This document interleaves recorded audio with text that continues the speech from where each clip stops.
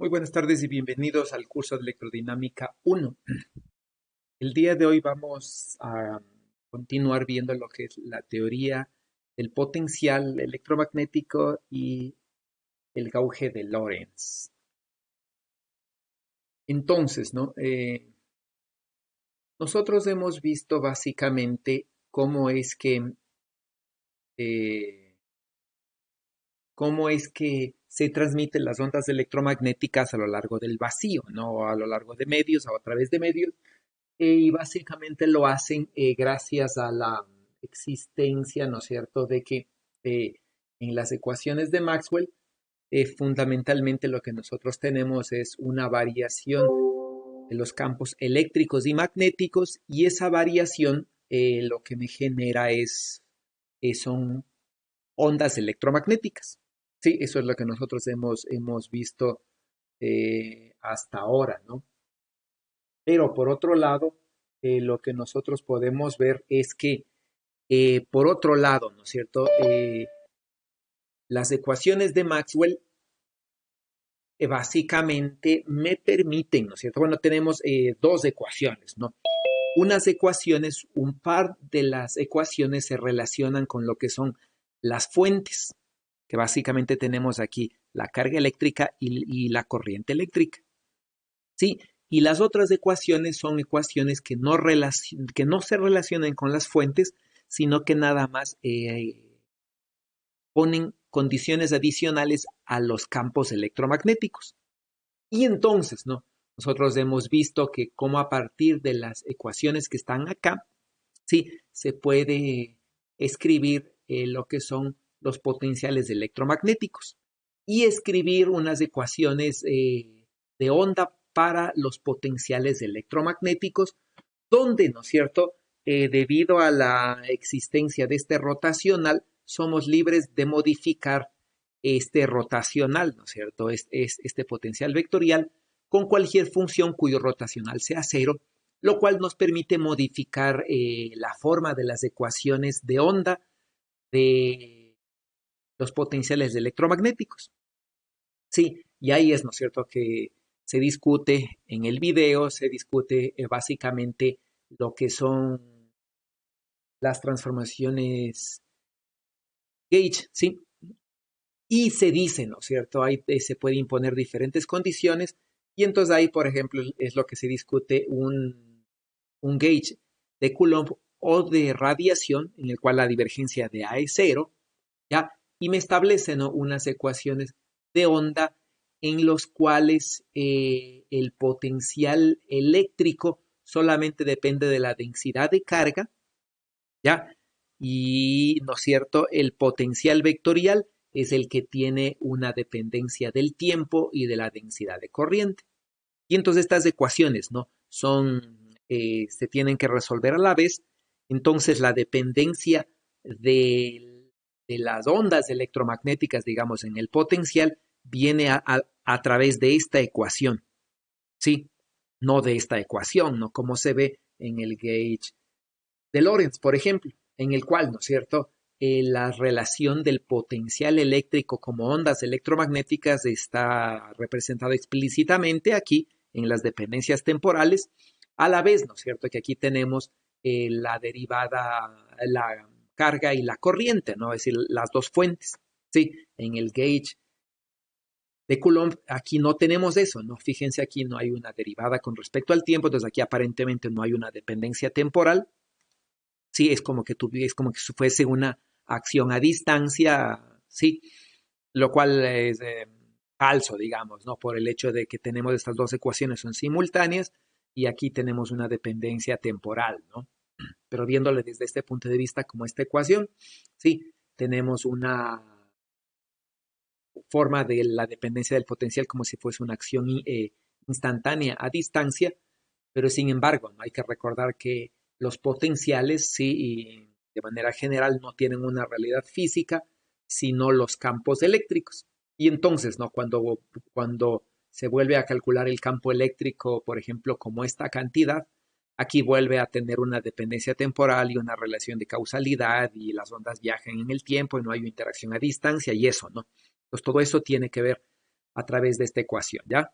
Nosotros vamos a trabajar básicamente en el gauge de Lorentz, sí, en el cual no tiene que cumplirse esta relación, ¿no? Entre el potencial vectorial y el potencial escalar, ¿no?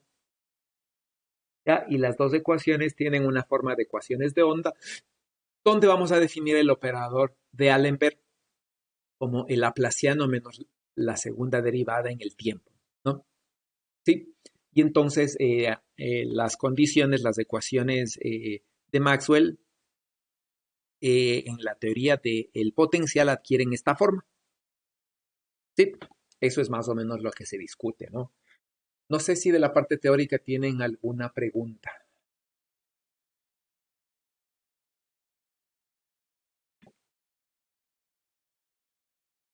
Bueno, si no hay preguntas, vamos a irnos directo a la parte de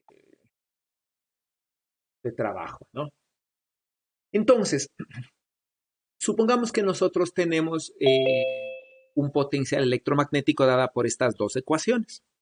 Sí, entonces tenemos, ¿no?, un potencial escalar nulo y un potencial electromagnético depende del tiempo y va cambiando la zona donde existe conforme el tiempo pasa.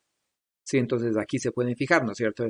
Mientras más tiempo pasa, más grande es la zona en donde existe un potencial vectorial y, ¿no es cierto?, hay otra zona en donde el potencial vectorial aún no llega, digamos, no se establece, ¿sí?, donde el potencial vectorial es cero, ¿ya? Entonces, a partir de estas dos condiciones, vamos a encontrar qué distribuciones de carga y corriente generan estos potenciales, ¿ya? Entonces, como se ve en la parte teórica, ¿no? Vamos un poco a deducir de dónde salen las condiciones y lo que nosotros decimos, ¿no? Lo que tiene realidad física es el campo electromagnético, ¿sí? Y el campo electromagnético yo lo puedo medir, ¿no? Yo puedo interaccionar con él a través de la carga eléctrica, ¿ya? Entonces, que viene dada por la fuerza de Lorentz, ¿no? Que no está escrita en estas ecuaciones, ¿ya? Y entonces, en estas de aquí, como ya se discutió, estas dos no dependen de las fuentes, de las cargas y corrientes, ¿sí?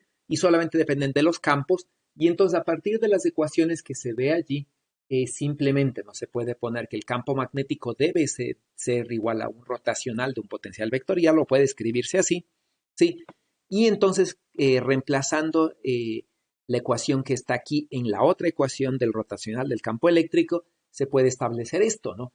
Y entonces aquí se establece una nueva ecuación. Sí, antes en la electrostática se tiene que el rotacional del campo eléctrico proviene de menos del gradiente de un potencial, mientras que ahora, ¿no?, el rotacional del campo eléctrico más la derivada del potencial vectorial en el tiempo tienen una relación física, ¿no?, que es a través de menos el gradiente de un potencial. Y entonces ahí se establece una diferencia, ¿no?, entre lo que es el potencial eléctrico y el voltaje. Sí, que no necesariamente son la misma relación, ¿no? Entendiéndose el voltaje, la relación que tiene que ver con esta ecuación, ¿sí? Mientras que el potencial es la relación que tiene que ver con esta ecuación para electrostática, ¿no? En la cual no existe esta derivada temporal, ¿ya? Y entonces, en ese sentido, el voltaje, es decir, esta cantidad de aquí, ¿sí?, este potencial de aquí, tendría que ver tanto con el campo eléctrico como con la variación del potencial vectorial en el tiempo, ¿no? Sí.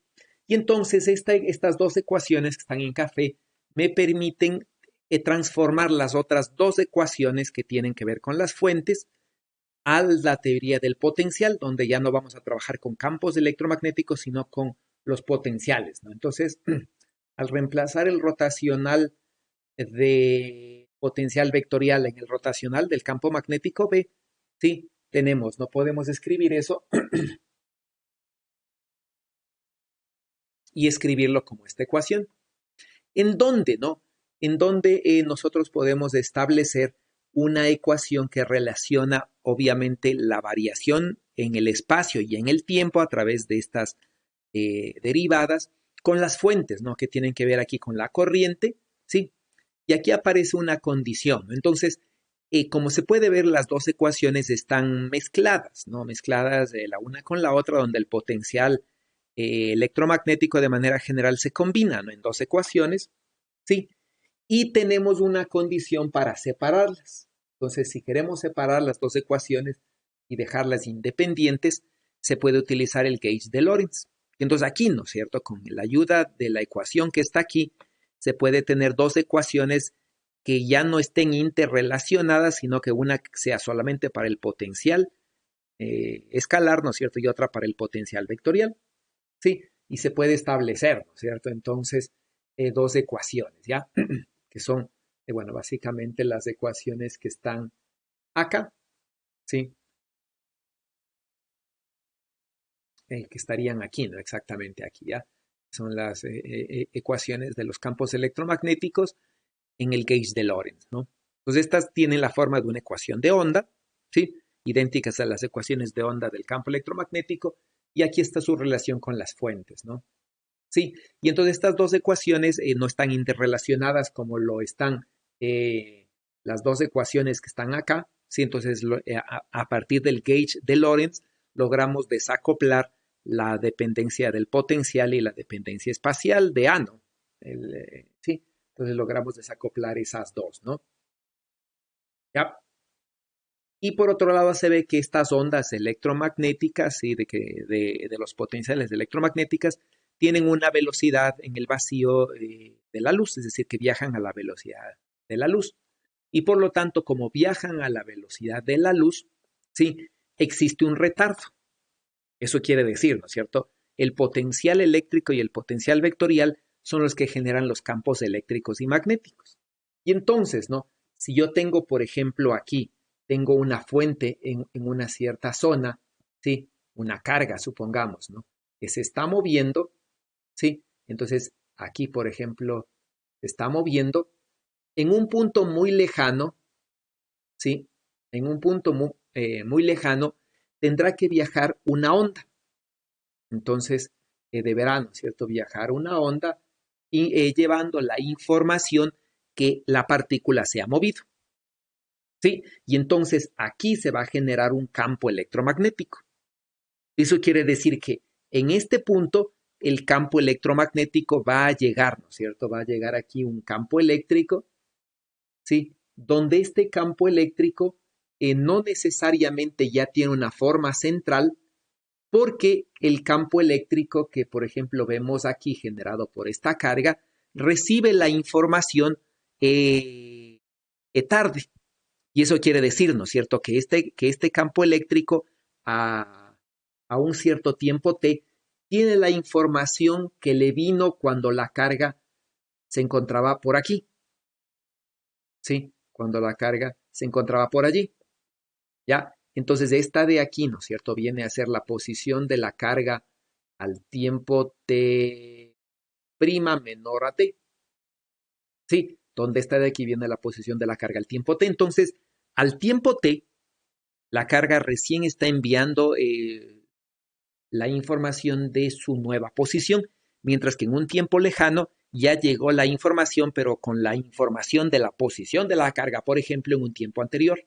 Entonces el campo eléctrico deja de ser central de manera general. Sí, y entonces hay un cierto retardo, ¿no es cierto? ¿Por qué este retardo no lo habíamos hablado en las ondas? Porque en las ondas electromagnéticas la que está transportando la información es directamente el campo electromagnético. Sí, mientras aquí, ¿no es cierto? Estamos hablando de las ondas de los potenciales electromagnéticos, que son quienes se relacionan con los campos eléctricos a través de el gradiente, bueno, de su variación en el espacio-tiempo de manera general.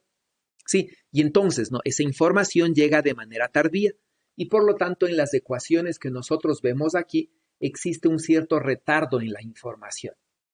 Sí, entonces estos se llaman, a futuro los vamos a llamar los potenciales retardados. ¿Ya?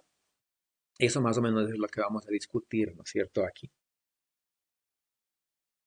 Ok, ¿no? Eso con respecto a la parte teórica, entonces, supongamos que nosotros ya tenemos nuestras dos ecuaciones de onda que salen directamente de las ecuaciones de Maxwell sin poner ninguna condición al gauge. Es decir, ¿no es cierto?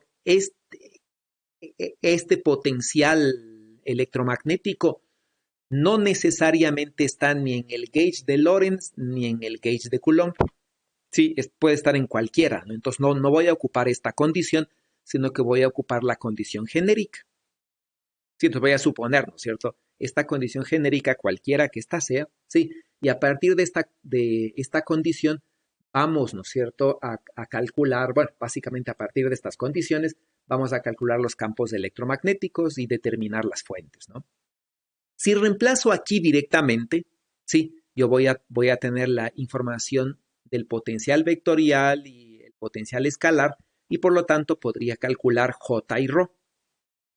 Sí, entonces puedo reemplazar aquí, ¿no es cierto? O puedo calcular los campos electromagnéticos y reemplazar acá y encontrar directamente aquí J y Rho.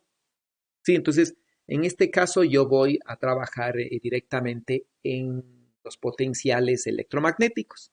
Sí, entonces, ¿no? El potencial escalar era cero, por lo tanto cualquier operación con respecto del potencial escalar es cero. Sí, mientras que el potencial vectorial tiene esta forma, ¿no?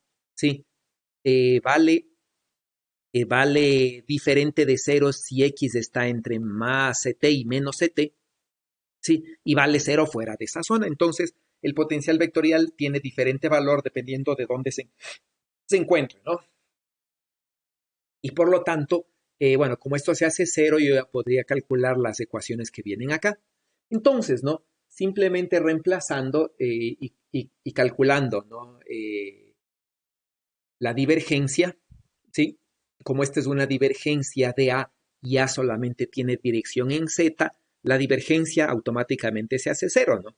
Porque la única derivada que aparece aquí en la divergencia es la derivada con respecto de Z y esto depende de X, entonces esto es cero. ¿Ya? El laplaciano simplemente tiene que ver la segunda derivada con respecto de X de esta cantidad, ¿ya? Y se hace esta cantidad, ¿no? Menos 2 pi k z, ¿ya? ¿Sí? Entonces el laplaciano es un operador, ¿no es cierto? Es el operador que simplemente ustedes recordarán, simplemente es este, ¿no? ¿Sí? Y en este caso estamos aplicándole directamente a una cantidad vectorial, ¿sí? Y entonces el operador, ¿no es cierto?, viene aplicado de esta manera, ¿ya? Entonces, ¿no? Nosotros estaríamos aplicando esta función, ¿no? Entonces aquí el laplaciano de una cantidad vectorial resulta ser otra cantidad vectorial. Entonces en este caso, ¿no?, la única cantidad vectorial que existe es naturalmente A en Z, ¿sí? Y entonces al hacer esta cosa de aquí, ¿no es cierto?, me queda este término, ¿no? Que me va a dar origen a este de acá, ¿ya? Por otro lado, tengo esta segunda derivada con respecto del tiempo que, bueno, al hacer la derivada, calculan y sale esto, ¿no?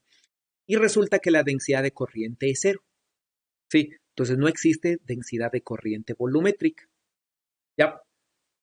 Por otro lado, se puede calcular de la otra ecuación, por ejemplo, ¿sí? Igual aquí, ¿no es cierto? Se tiene que la densidad de carga se va a relacionar con la divergencia de la derivada de A en el tiempo. Entonces, como estas dos operaciones se puede realizar, la divergencia de A, ¿sí?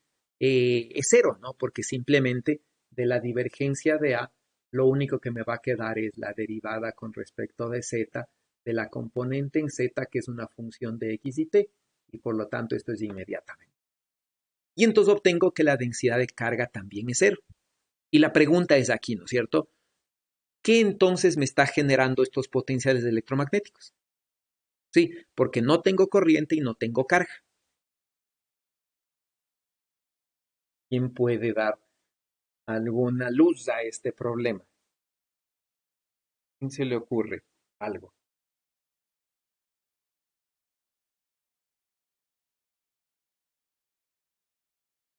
¿Qué dice Raquel?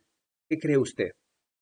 No tengo densidad volumétrica de corriente, no tengo densidad volumétrica de carga, pero tengo un potencial electromagnético que si le calculamos me va a dar un campo electromagnético diferente de cero, eso le aseguro, ¿ya? Entonces tenemos un campo electromagnético diferente de cero. Entonces la pregunta es, ¿quién está generando el campo electromagnético? Sí, porque estas son las ecuaciones de Maxwell Y esta es la forma de generar el campo electromagnético. Entonces, ¿quién genera ese campo electromagnético? Raquel. Sí, estaba pensando, profe.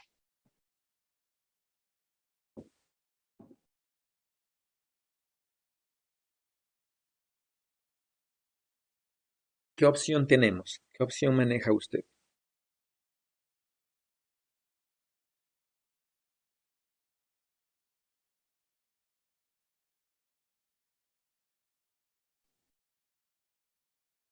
Mm, la verdad no sé, profe, es que como salió de que la densidad de carga y la densidad de corriente son cero, no se me ocurre por dónde. Ya, entonces, eh, calculemos el campo eléctrico y el campo magnético. Ya, y ahí con usted mismo continuamos, ¿no? Sí. Calculamos el campo eléctrico, ¿no? Sí. Calculamos el campo eléctrico, sí. Y nos da esta cantidad, ¿no? Entonces, existe un campo eléctrico en una zona eh, del espacio, ¿no es cierto? Entre los planos más ZT y menos ZT, menos CT y más CT, ¿no es cierto? Es decir, en los planos paralelos a YZ, en, en más CT y menos CT, en esta zona de aquí, ¿ya? Existe un campo eléctrico diferente de cero y fuera de esa zona existe, bueno, no existe campo eléctrico, ¿no? Sí, si calculamos los campos magnéticos, me da campos magnéticos, bueno, no saco el rotacional y me da un campo magnético en X y otro campo magnético en Y, igual, ¿no es cierto? En una zona que va creciendo con el tiempo, en un plano, ¿no? Que se va, ¿sí? Entre dos planos que se van separando cada vez más y cero fuera, ¿ya? Entonces, si grafico los campos eléctricos, me da esto, ¿no? Entonces aquí le estaría viendo el campo eléctrico y entonces existe, ¿no? El campo eléctrico entre este plano, que es más CT, el plano menos CT y el campo eléctrico varía linealmente y está en la dirección menos Z, ¿no? Este es el campo eléctrico. Y estos dos planos de las líneas punteadas van creciendo conforme el tiempo pasa, es decir, aquí se va extendiendo la onda electromagnética y va viajando, ¿no? Los potenciales y van creando estos campos, ¿ya? Este es el campo eléctrico. Sí, graficamos el campo magnético, ¿ya? Y el campo magnético es este. Sí, entonces, ¿no? Entre este plano menos CT y este plano más X igual a más CT, ¿sí? Existe un campo magnético en la zona más X, ¿no? En todo este plano, entre el plano YZ y este plano X igual a más ZT, más CT, existe un campo magnético en dirección Y positiva y acá existe un campo magnético en dirección Y negativa. Sí. Entonces, ¿no? En toda esta zona, ya no solamente en el plano X, Y, ¿no? En todo el plano, ¿no? En todo el espacio existe, ¿no? Y entonces, ¿qué podemos concluir de ahí, Raquel? ¿Qué se le ocurre? ¿Qué está generando el campo electromagnético?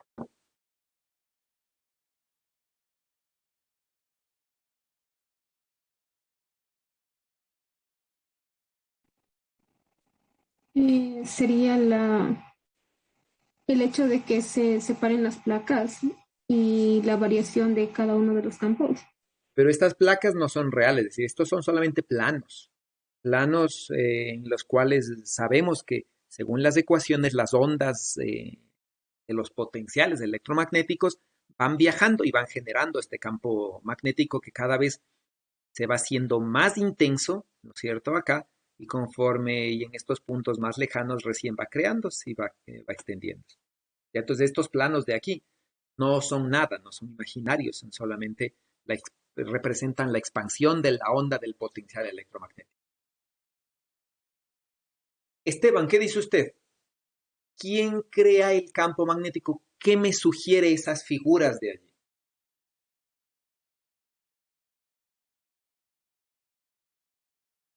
Ah, sí, profe, yo también estaba viendo. No, no, a ver, no, no sé, simplemente le podría relacionar con la diferente dirección que tiene el campo eléctrico y el campo magnético y como que, no sé, no, no, bueno, no sé, o sea, A Ya, ver cómo vamos con un dato extra que su compañero no tenía. Revisen de manera general usted y sus compañeros las condiciones de frontera de los campos. ¿Qué les sugiere de ahí? Todas las fronteras existentes. ¿Ya? Recuerden, ¿no es cierto? Fuera de estos planos de aquí, ¿no es cierto? De estos planos, sí, que están ahí. Fuera de esos planos, los campos eléctricos y magnéticos son cero. Solamente tienen campo electromagnético entre el plano, ¿no? X igual a CT y X igual a menos CT. Toda esta zona de aquí tienen un campo magnético que viene representado así, ¿no es cierto? Y aquí igual un campo eléctrico que va en la dirección menos Z. ¿Qué pasa con las condiciones de frontera en todas las fronteras existentes? ¿Se cumplen o no se cumplen?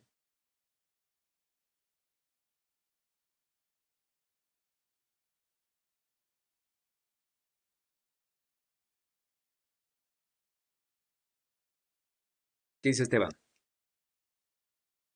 Ese es un dato importantísimo para resolver el problema. John, ¿qué dice usted? Ahorita que estaba viendo las condiciones de frontera y empecé con el plano x igual a cero. No, Ya. z igual a cero. ¿Z igual a cero o X igual a cero? Z. Estaba viendo el campo eléctrico y si ese sí cumple y estaba siguiendo con los demás. Pero verá que el Porque campo eléctrico, es decir, el campo eléctrico tiene esta forma en todo el espacio, ¿no? Es decir, que nos raya.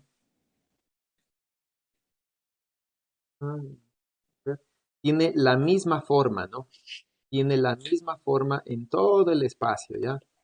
No cambia de forma, ¿no? Entonces, este campo existe en todo el espacio.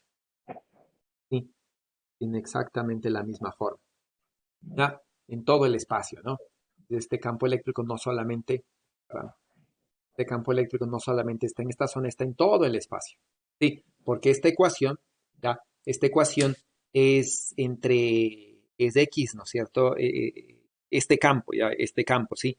Está entre X entre menos Z y más ZT, pero está para todo Y, elemento de los reales, y para todo Z, elemento de los reales. Entonces, en todo este plano de aquí, ¿no? Es decir, si continuamos haciendo los planos, ¿ya? Entonces, si aquí tenemos un plano, ¿no es cierto? Acá tenemos el otro plano. En toda esta zona de aquí, ¿ya? Está el mismo campo eléctrico, ¿sí? Igual acá, ¿no es cierto? Todos estos, entre estos dos planos de aquí, ¿ya? ¿Sí? Ahí este campo, está el mismo campo magnético, toda esta zona de aquí. ¿Ok?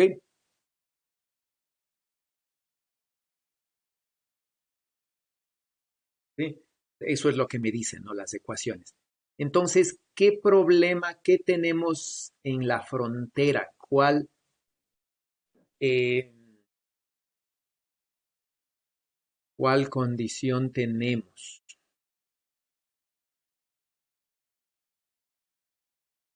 ¿Qué dicen?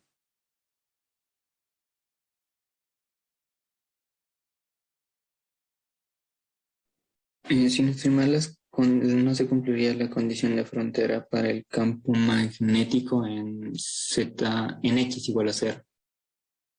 Ya, ¿no es cierto? Entonces, como no hay una corriente, no hay una corriente superficial, entonces deberían conservarse las componentes tangenciales. Ya, entonces, ¿no? ¿Qué me sugiere eso? ¿Y qué me sugiere eso, ¿no es cierto? Si me fijo aquí, por ejemplo, digo, tengo esta frontera de aquí, ¿ya? La frontera X igual a CT. En la frontera el campo eléctrico en cero menos y en cero más es cero. Sí, entonces se cumple, ¿no? Que las componentes tangenciales y normales a esta frontera son cero en ambos lados, entonces no hay problema, ¿no?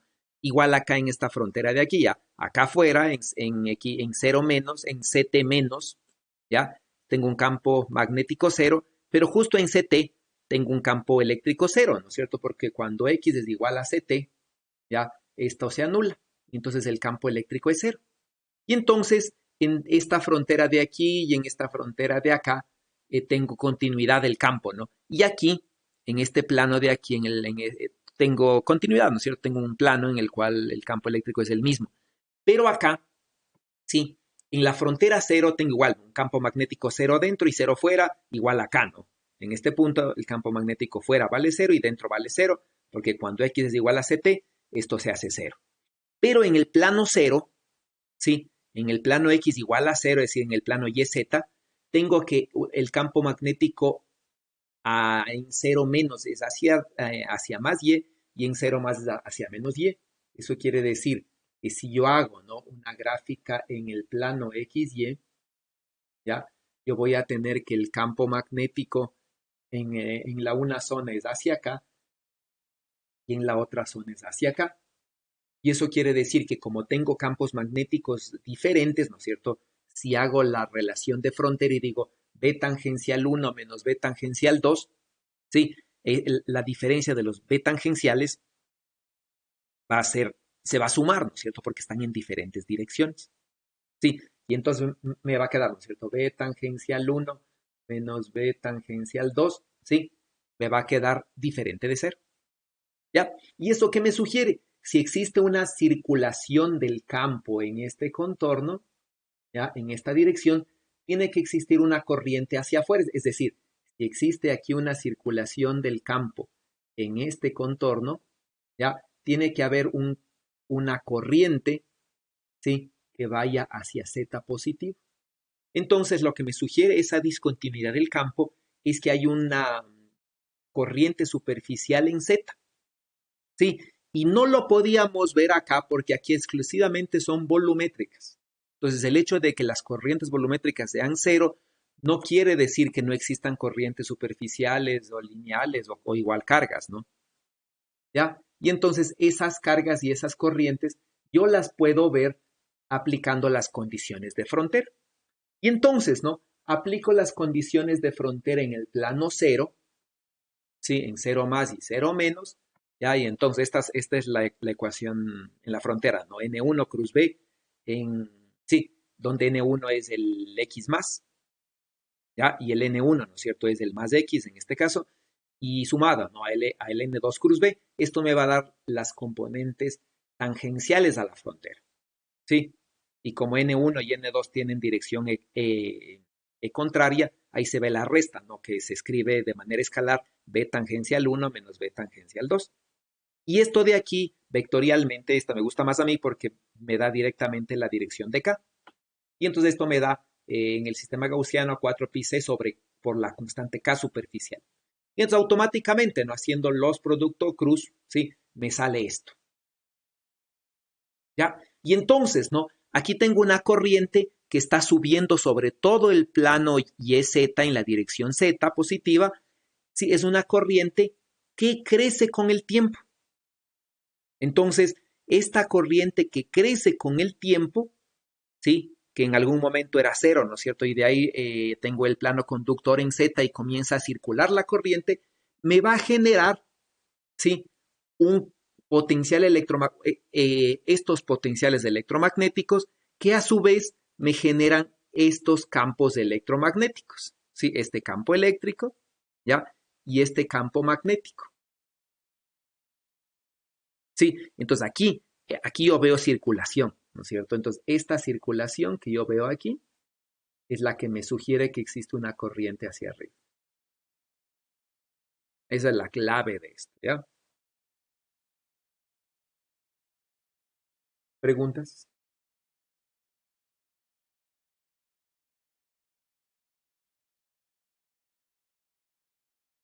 ¿Alguna pregunta?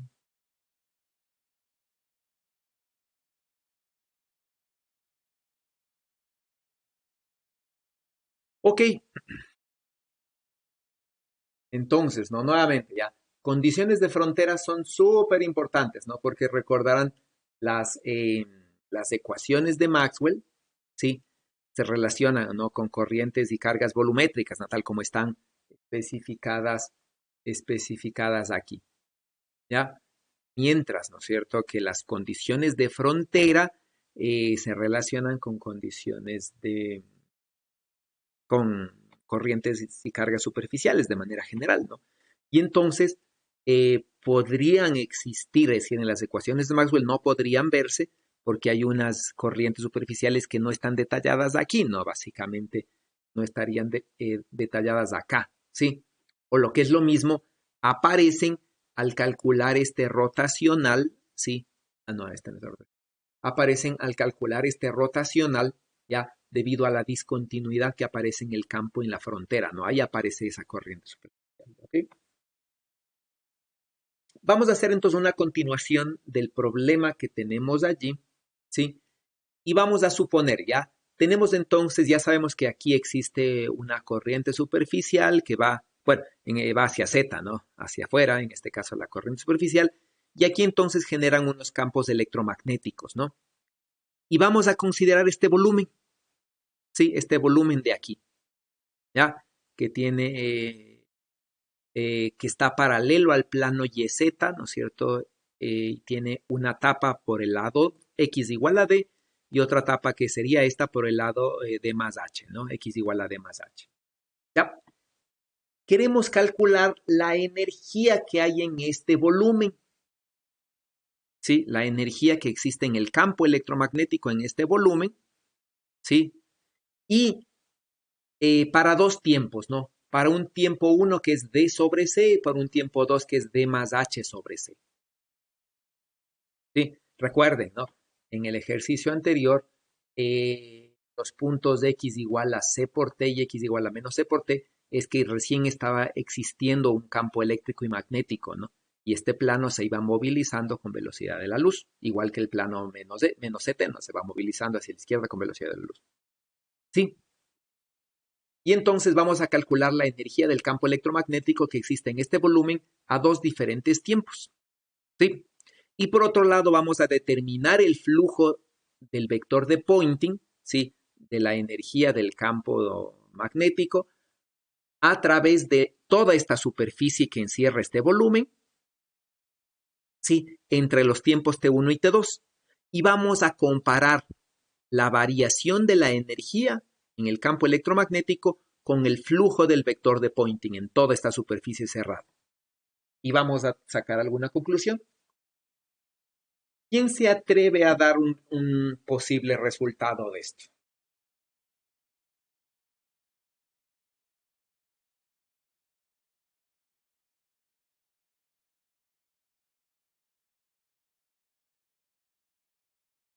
Adrián, ya que nadie se atreve. Ok, creo que la energía, a ver, con un volumen así, tendríamos que ver si también existe corrientes volumétricas o si no existen corrientes superficiales. Ya determinamos eso y sacamos que la corriente volumétrica era cero, la carga volumétrica era cero, solo había carga superficial en el plano X igual a cero, en la dirección más Z, eso ya sacamos. Eso ya estaba hecho acá. Ah, cierto. Ya sacamos.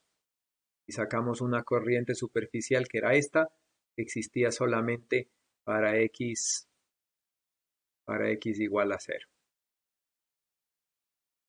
Todo eso ya sacamos. Y sacamos que los campos eléctricos valen esto, ¿no es cierto? Esto de aquí para, bueno, en estas condiciones y el campo magnético lo mismo. Continúen, ahora sí. Ok, entonces, debido a que solamente existe una carga superficial, lo que vamos a tener, digo, una corriente superficial, lo que vamos a tener es que la energía la vamos a tener repartida por donde, dependiendo del campo eléctrico, del campo magnético. Entonces, me creo que la energía en todo el volumen que vamos a tener nosotros al tiempo 1 y debería ser igual a la energía que vamos a tener al tiempo 2. Ya es decir, que la energía que hay en este volumen al tiempo 1 y al tiempo 2 es la misma. Eso me dice. Sí, eso creo. Ya. ¿Qué dice Camila de lo que dice Adrián? Cuénteme. ¿Qué cree usted?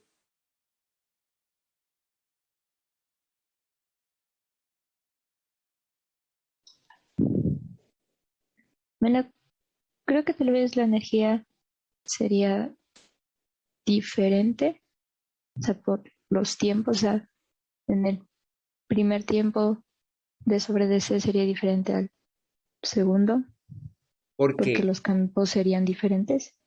ya, ¿dónde va a tener más energía? Mm, Pensaría que en el tiempo 2 tal vez, Porque por el grosor que tendría o sea, el término D más H. ya no. Entonces, gracias, Camila. Entonces, si nos fijamos en el campo eléctrico, ¿no es cierto? Nosotros decíamos, aquí está el, el X y aquí está el Z. Y entonces, el campo eléctrico varía así, ¿no es cierto? Varía de manera lineal, digamos, pongamos aquí una línea, de manera lineal, ¿ya?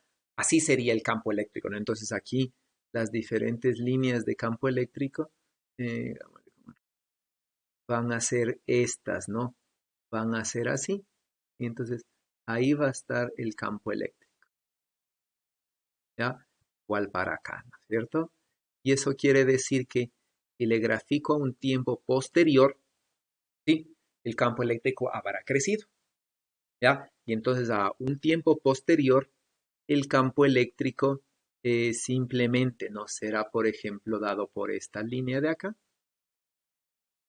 ¿ya? Y entonces el campo eléctrico irá hasta estas líneas, ¿sí? Entonces, sí. Y eso quiere decir que si yo tengo una zona, ¿no? Si yo tengo una zona, por ejemplo, que vaya por estas dos líneas, digamos que esta es D y esto es D más H, ¿sí?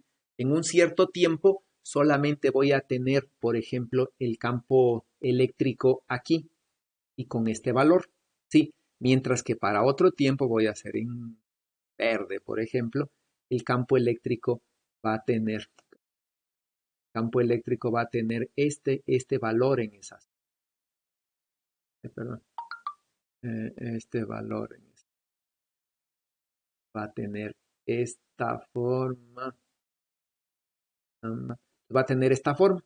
Y eso quiere decir, ¿no es cierto?, que el campo eléctrico en la zona, ¿sí? En la zona entre D y D más H, va a ir variando con el tiempo. Entonces, mientras más tiempo pase, ¿sí? Más intenso se va a hacer el campo eléctrico, porque el campo eléctrico para un punto fijo, ¿sí? Depende de esto, ¿no? De C por T menos X, ¿ya? Y entonces, ¿no? Si X es fijo, conforme el tiempo sea más grande, la intensidad del campo eléctrico va a ir creciendo.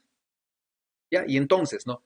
Me pongo en un X fijo, en un punto no va a haber campo eléctrico, va a ser cero, pero después de un cierto tiempo, ¿no es cierto? Ya el campo eléctrico ya habrá atravesado esta zona y conforme el tiempo pasa va a ir habiendo más campo eléctrico, ¿ya? Y entonces, ¿no? Finalmente yo voy a, así va el cuadrado de esto, ¿sí? Así mismo, ¿no? Entonces yo voy a tener que en esta zona va a haber más campo eléctrico mientras más tiempo deje pasar, ¿sí? Y entonces va a haber diferente energía en el campo electromagnético de manera general al tiempo T1 y al tiempo T2. Sí, en la zona no hay cargas ni corrientes, por lo tanto no hay trabajo mecánico y simplemente debería haber, según el teorema del flujo energético, la variación de la energía en una superficie cerrada, ¿a qué debería ser igual, eh, Yolao? ¿A qué debería ser igual esta variación energética en esta superficie, en este volumen encerrado por esa superficie? ¿Se refiere a la variación energética entre T2 y T1? Ya, pero ¿a qué debería ser igual esa variación energética en la energía del campo electromagnético? Creo que debería corresponder con la energía que se encierra en el volumen. No, esa es justo la energía que estamos hablando. La energía que existe en el campo electromagnético encerrada en ese volumen, ¿a qué debe ser igual? ¿A qué debe ser Justo igual? Justamente la a la variación entre los variación, dos. digo, estoy calculando la energía al tiempo T1 en este volumen y al tiempo T2. Si hago esta diferencia entre la energía al tiempo T2 y la energía al tiempo T1 en el mismo volumen, ¿a qué es igual esa diferencia? ¿Qué me dice mi ecuación para el flujo energético?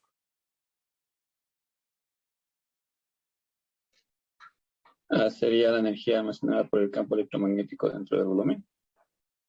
No, eso es justo lo que estamos calculando. Necesito que vayan a sus ecuaciones del campo, no sé si están acá nomás, a las ecuaciones del campo electromagnético, ¿ya?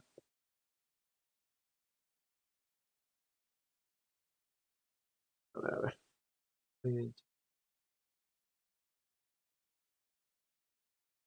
Pero ya. ¿Qué me dice mis ecuaciones? ¿No es cierto? Recuerden que este término estaba afuera. ¿Qué me dicen mis ecuaciones? ¿Ya? ¿Qué me dicen? Yolaos, vamos término por término. ¿Qué pasa con este término? No existe porque no hay trabajo realizado. Ya no existe, ¿no es Eso cierto? Pues, ¿qué tiene que pasar con esta? ¿Qué es este término? esa es la energía almacenada en la densidad de energía almacenada en el campo electromagnético. Ya, al integrarle, ¿qué me da? Eh, Tengo algo como la potencia. No, al integrarle, solamente integrarle.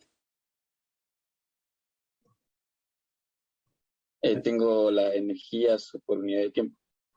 Ya no es solamente al integrarle tengo la energía, ¿no? Cuando derivo, ¿sí? Cuando Así, derivo, ¿no es cierto? Respecto al sí, tiempo, ahí pero sí tengo, ¿qué tengo ahí? ahí sí tengo algo como la potencia. Ya, ¿no es cierto? Ahí tengo justamente la variación en la energía almacenada en el campo electromagnético por unidad de tiempo. ¿Sí? Ya, eso es lo que tengo acá, ¿no es cierto? ¿Qué tengo acá? Ese es el flujo del vector point. Ya, ahora, ¿no es cierto? Digo, tengo la energía del campo electromagnético, ¿sí? Al tiempo T1, ¿ya? Y al tiempo T2 y hago la diferencia, ¿sí? Y encuentro esta diferencia. ¿A qué debe ser igual esta diferencia según esta ecuación?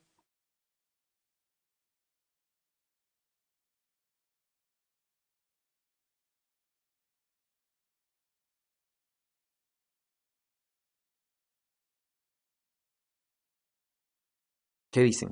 ¿A qué debe ser igual esa diferencia?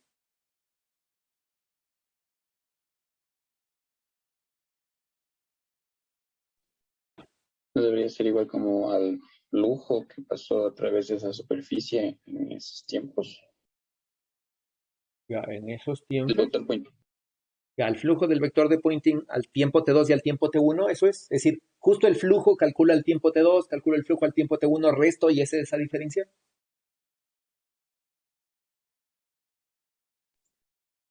No, ¿Y no? sería el flujo del vector pointing en esa superficie encerrada, Ya, ¿qué en más? ese como cuadrado.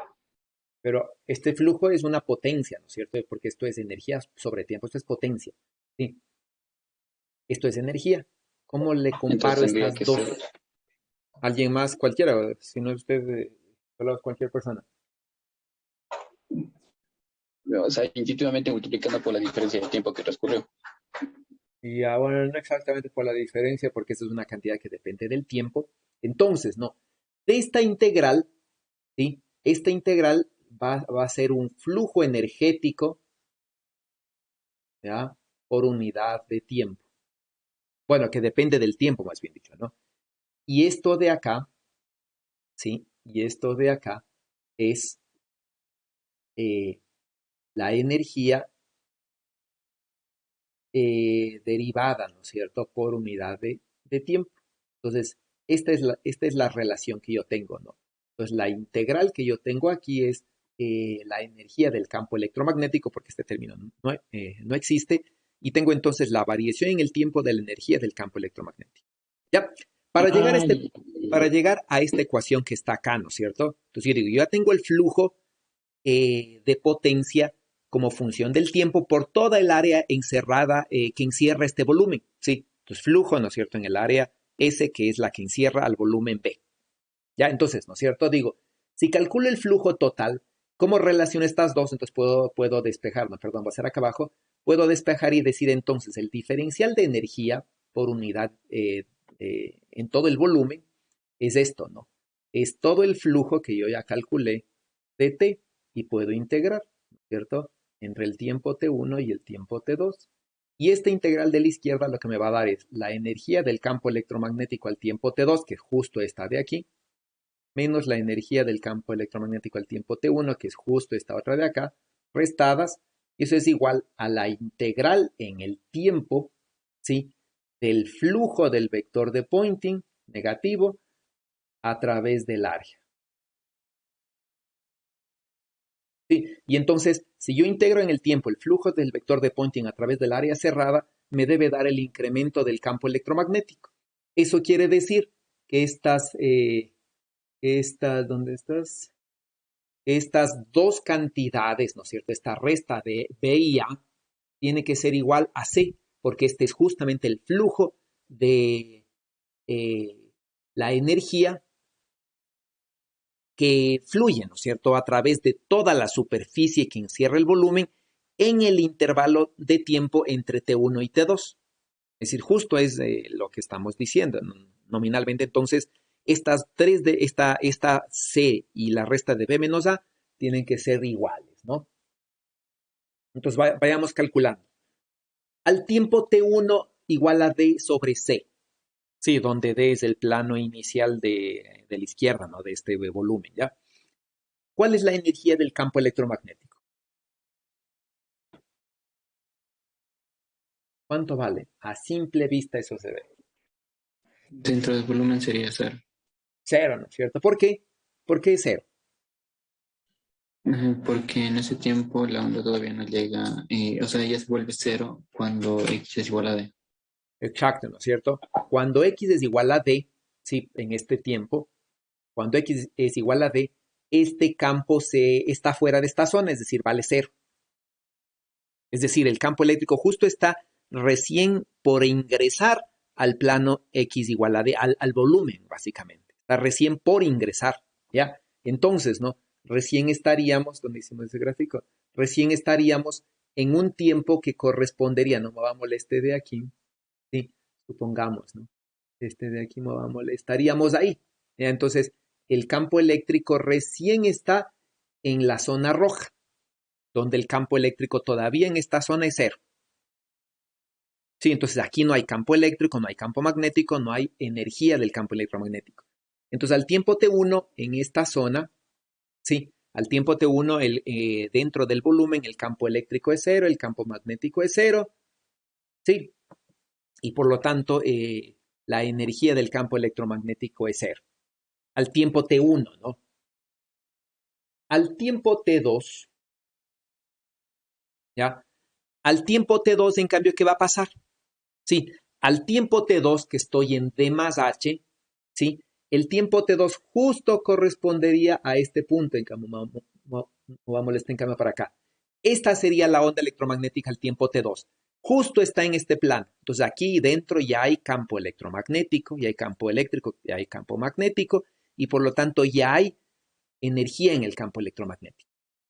Sí, hay más energía cerca del plano D igual a cero que energía, ¿no es cierto?, cerca del plano D más H, porque el campo eléctrico varía con la posición igual que el campo magnético, ¿no? Pero ya hay energía. Entonces, justo esta sería la posición al tiempo T1, ¿no es cierto?, que estaría en color rojo, ¿ya? Y acá sería el tiempo T2. ¿Sí? Y entonces puedo calcular, ¿no es cierto? Entonces puedo calcular y decir, el campo eléctrico al tiempo T2 en toda esta zona, ¿no? Al tiempo T2 vale esto, ¿no? Sí, el campo magnético vale esto, porque justo estoy en el límite, ¿no?, de aquí, al tiempo T2, ¿ya? Y entonces ya es diferente de cero, y puedo calcular, ¿no?, la energía del campo electromagnético, ¿sí? Entonces, bueno, integro todo el volumen y me sale esta cosa. Ya, y entonces hago la diferencia energética y la diferencia energética es obviamente este. ¿En qué dirección estaría el vector de Poynting? Aquí.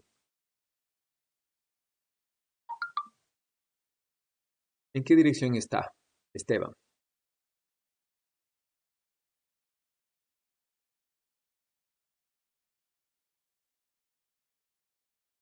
A ver, es que estaba copiando ¿en qué parte me dijo que le diga la dirección del vector de Poynting? ¿Y en qué dirección está el vector de Poynting?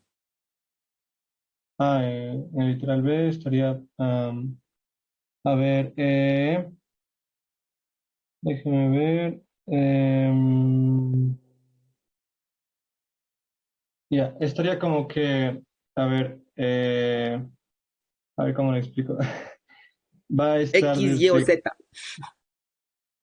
Así de fácil que está, quede. creo que es, sí, en dirección X, creo que está, sí, en dirección X. Ya. El flujo del vector de Poynting, entonces, en este volumen. Ya, el flujo del vector de Poynting. ¿Qué signo tiene? Empecemos por allí. ¿Cuánto vale? Más que cuánto vale, ¿qué signo tiene? ¿Ya? A ver, Ahí debería tener tenemos, a los dos tiempos. ¿Qué signo tiene? el signo a ver, el signo del flujo del vector de Poynting debería tener signo negativo. Ya, ¿y eso qué quiere decir? Es verdad, porque sí, entonces se supone que porque, o sea, mm, bueno, ahí sí, a ver, eh, Vamos a poner con azul, ¿no es cierto? Ese es el vector de Poynting, ¿ya? Ahí está el vector de Poynting, ¿sí? Y dice que tiene, el flujo dice que tiene signo negativo. Ya. Fluye, el vector de Poynting fluye a través de esta tapa, en ese ya no intervalo de debería, tiempo entre T1 y T2 fluye. no, ya no, o sea, ya no fluiría a través de la etapa de allá porque ya no hay campo eléctrico allá. Ya. Ahora, entonces, solo tenemos flujo a través de esta, ¿no? Porque las otras tapas son así, ¿no es cierto? Son laterales, ¿no? Entonces, no hay flujo ahí, no son ortogonales al flujo, ¿ya? Y entonces solo hay flujo a través de esta tapa. ¿Qué significa el signo menos del flujo? Que, o sea, eh, como que la energía está entrando o sea, al volumen, no, no Ya más que o la menos. energía está entrando, ¿no es cierto? ¿Y eso qué quiere decir entonces? ¿Hacia dónde se va la energía que está entrando? A través del ¿Cómo? vector de Poynting. ¿Qué le pasa a esa energía? O sea, se acumula en el volumen, o sea, ¿Cómo se acumula? o sea, eh, ¿En dónde se acumula? ¿En dónde se acumula para los demás?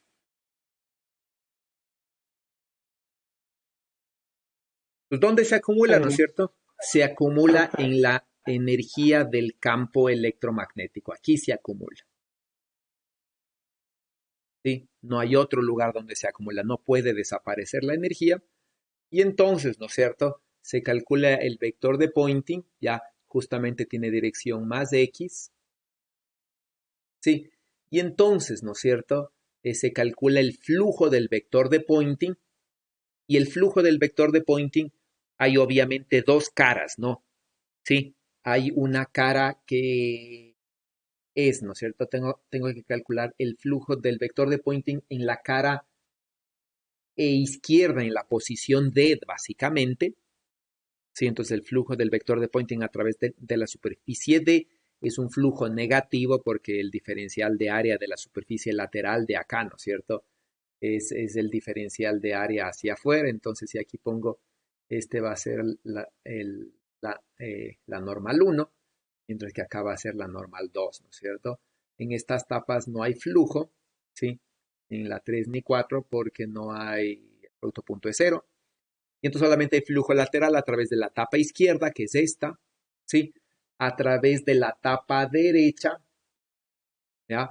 A través de la tapa derecha no hay flujo, ¿no? Porque el vector de Poynting no tiene valor para cualquier tiempo, esto vale 0. Sí, para cualquier tiempo del intervalo, ¿no? De D más H sobre C menor que, para el tiempo D más H sobre C, sí, menor. Y entonces el flujo solamente el flujo a través de la tapa lateral izquierda, ¿sí? Calculo el flujo, ¿no es cierto? Ese flujo integro, ¿ya? Integro ese flujo, ¿ya? Y me da esto, ¿no? Entonces integro el flujo en el tiempo entre el T1 y T2, ¿sí? Que es donde hay flujo, ¿no es cierto? Y es donde me solicitan. En esos intervalos calculo el flujo, ¿ya? Y ese flujo me va a dar esta cantidad, que es justo lo que tengo, con un signo negativo, ¿sí? ¿Por qué el signo negativo? Porque obviamente está entrando, ¿no? Y mis ecuaciones de acá lo que me establecen, ¿no es cierto? Es que este flujo justamente tiene un signo negativo porque el ingresar energía, ¿sí? A través del vector de Poynting significa un incremento de esto, ¿no? Esto es el signo negativo, ¿no? Mientras que el salir, ¿sí? El salir del vector de Poynting significa una disminución de la energía que había aquí, ¿no? Entonces eso ya habíamos discutido hace varias clases y ya deberían saber. Preguntas de esto.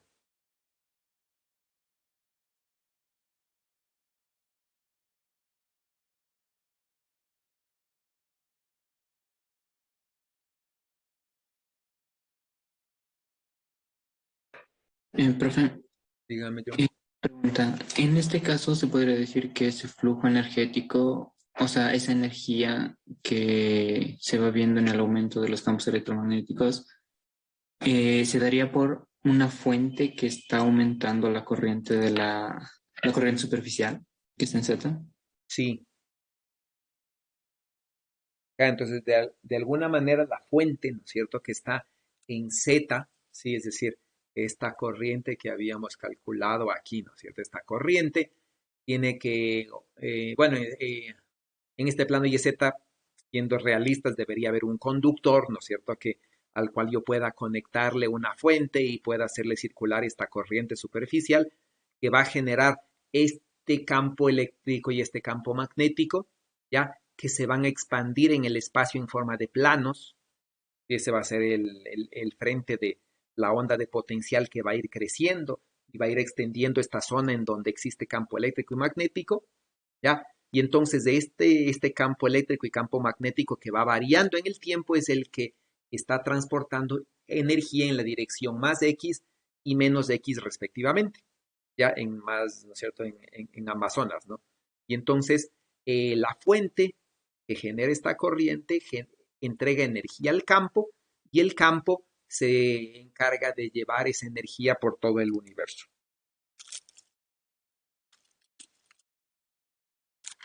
¿Está claro? Sí, profe, gracias. ¿Preguntas algo más?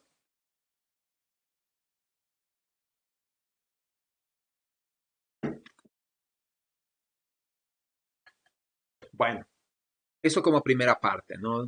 Digamos, de estas cosas, ¿ya? Entonces, no porque ya pasamos un tema, por favor, no crean que ya se han olvidado. Tienen que saber todo lo que aprendieron en todo el semestre, todo el tiempo van a necesitar. Y ahora vamos a irnos a un segundo problema, ¿sí?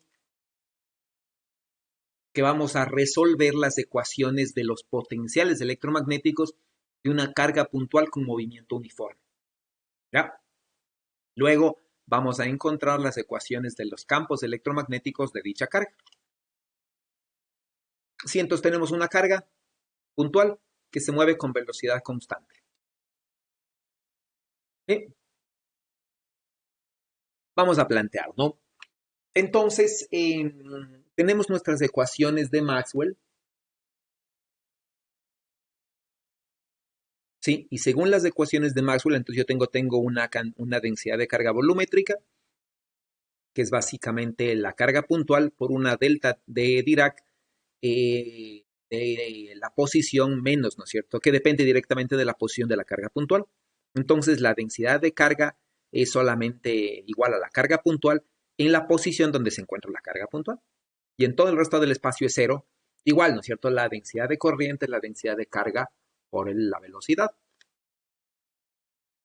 Y entonces las ecuaciones de Maxwell lucirían así. Sí, entonces tengo una carga puntual que viene dada por una delta de Dirac y una carga puntual que se mueve con velocidad v en la dirección más z por una delta de Dirac.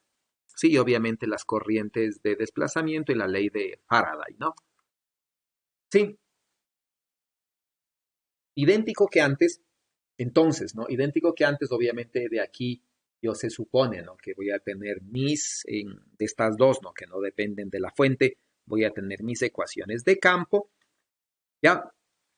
Y ahora sí voy a poder poner mi condición del gauge de Lorentz y reemplazar estas ecuaciones, ¿no es cierto?, con el gauge de Lorentz para las fuentes y llegar entonces a mis ecuaciones de campo electromagnético que básicamente son estas.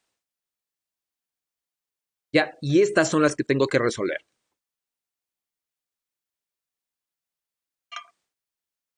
¿Cómo resuelvo eso?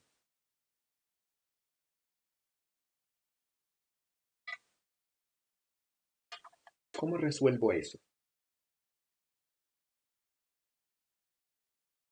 Discutamos un poquito esta, ¿ya? ¿En qué dirección está la corriente eléctrica?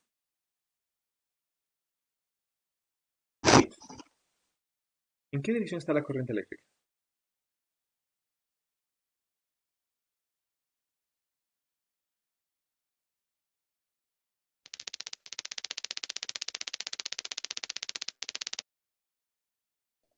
En Z. ¿Perdón? En Z, según veo. Ya en Z, ¿no es cierto? Si la corriente eléctrica está en Z, ¿qué nos define eso automático? Qué nos indica eso inmediatamente?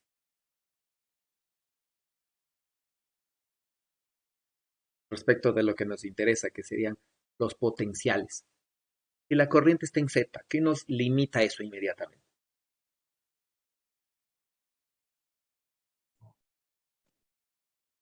O sea, creería que el potencial de intensidad de campo magnético estaría también en Z, por lo que se generaría un campo magnético circulante alrededor de la corriente. Ya. Bueno, no sé si exactamente es lo que se refiere, pero si el potencial, no, si la corriente está en Z, ¿sí? Y ustedes recuerdan a qué es igual el potencial vectorial, ¿no es cierto? Sí.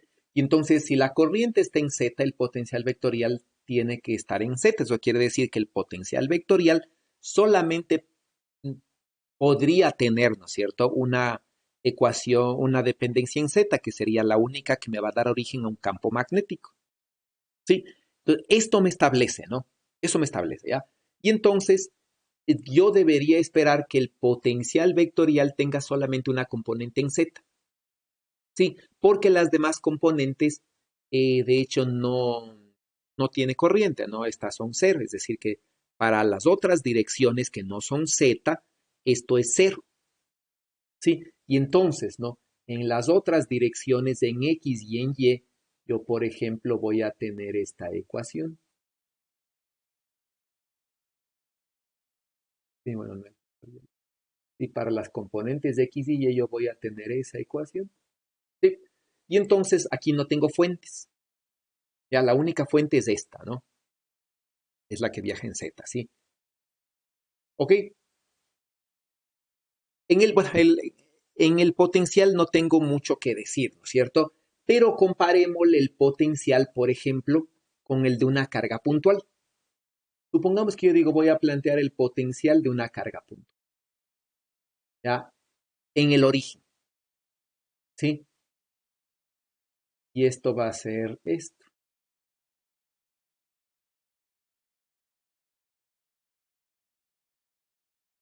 Ya me olvidé la carga.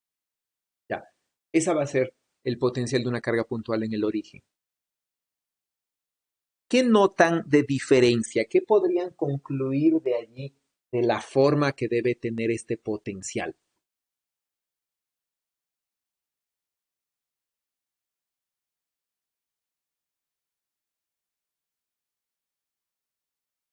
¿Qué notan de ahí?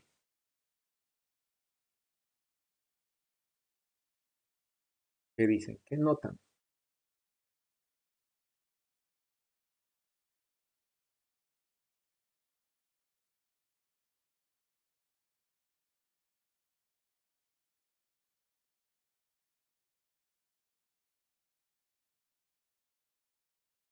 ¿Alguien?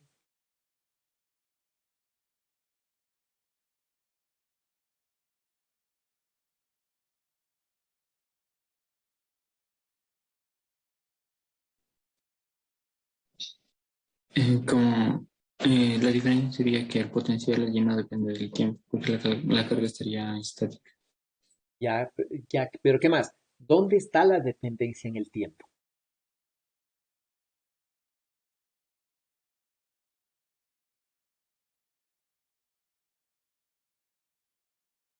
Hay una parte muy importante en este problema en particular en donde vemos la dependencia en el tiempo. ¿Dónde está la dependencia en el tiempo? En la parte de la izquierda, en las ecuaciones de la izquierda, se podría ver que depende del tiempo dentro de la delta y en la segunda derivada del tiempo. Ya. Entonces, ¿no? ¿Qué me implica esto? ¿Qué me implica esto, ya? Si resuelvo el potencial aquí, sí, el potencial aquí va a ser una función de x, y y z, ¿sí? Si resuelvo acá, ya el potencial va a ser una función de x, y, z y t. ¿Cómo es la dependencia de z y t? Necesariamente.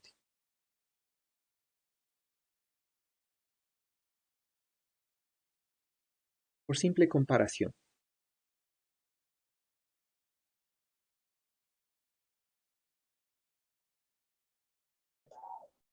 O sea, capaz no, es z menos bt y la segunda derivada del potencial tiene que ser cero. Ya, z menos bt, ¿no es cierto? Sí. Si es que, por ejemplo, decimos, ¿no es cierto? Nosotros, ¿qué tal si estudiamos este mismo problema, pero en un sistema de referencia inercial que se mueva con velocidad v? ¿Sí?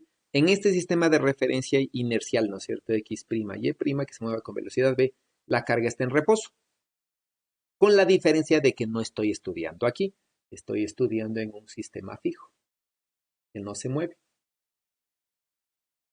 ¿Sí? Entonces, si es que las ecuaciones de Maxwell cumplirían la relatividad de Galileo, simplemente el z va a ser reemplazado por z menos bt.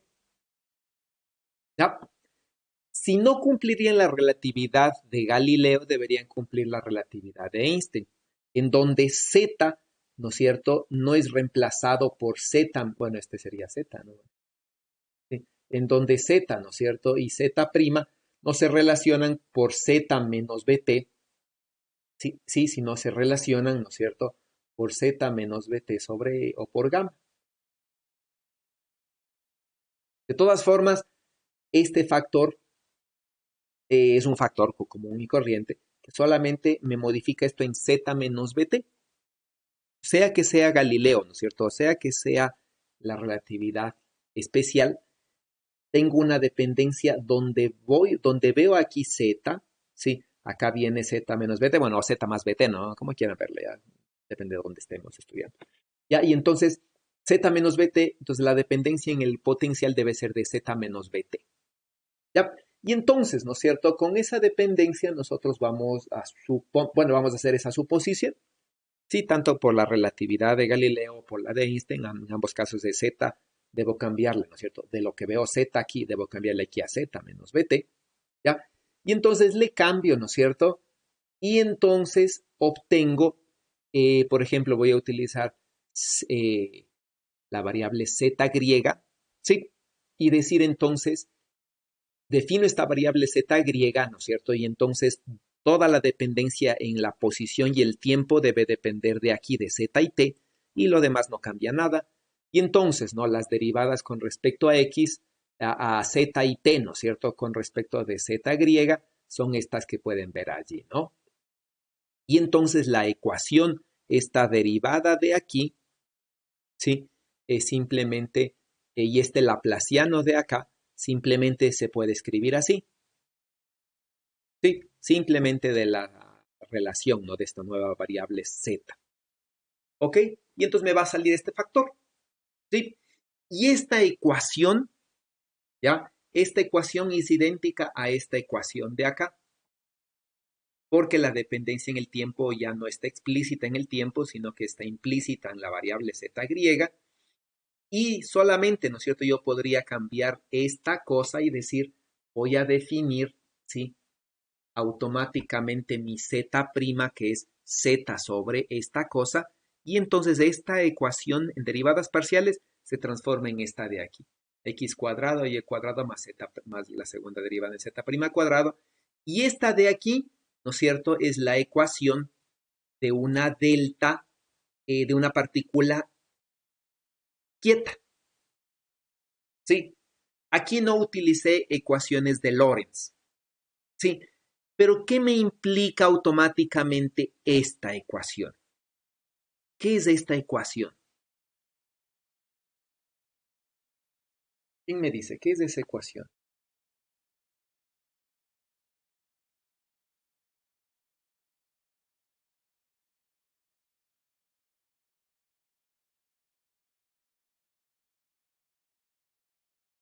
¿Qué es esta ecuación?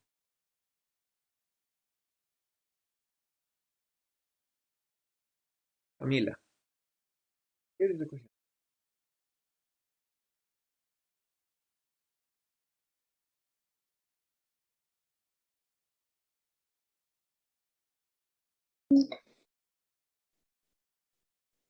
O sea, vendría a ser como la ecuación de una carga puntual aplicada a una transformada de Lorentz. Ya no. Viene a ser la ecuación del potencial de una carga puntual. ¿Sí? ¿En dónde?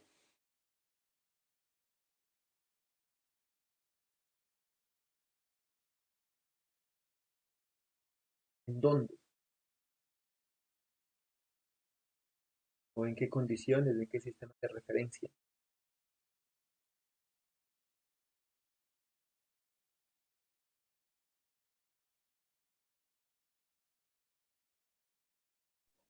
El sistema de referencia, eh, siempre me hago dudas con eso. El sistema de referencia que estaría, digamos, en reposo respecto a un sistema de referencia que está en movimiento. Ya no, en el sistema de referencia en donde la carga estaría en reposo. Ahora, si ustedes ven la delta de Dirac, ¿cierto?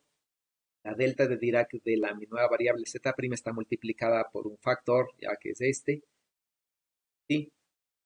Y entonces este factor, ¿no es cierto? Al ponerle en delta z', ¿sí? Este factor sale acá, ¿no? Como simplemente un cambio de variable, ya es literalmente esto.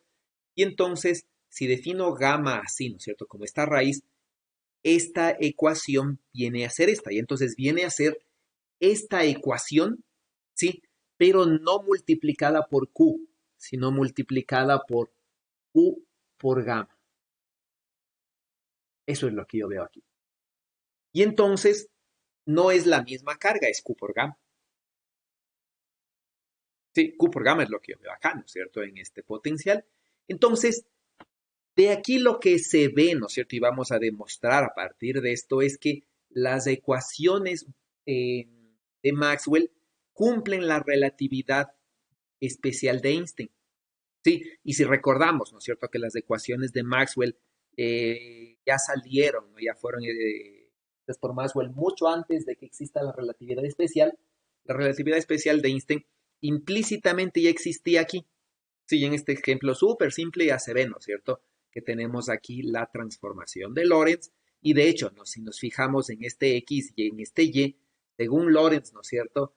X' es igual a X y Y' es igual a Y, porque la velocidad de la partícula está en Z. Entonces ya tenemos las transformaciones de Lorentz. Sí. Obviamente estaría faltando, ¿no es cierto? La transformación también del tiempo.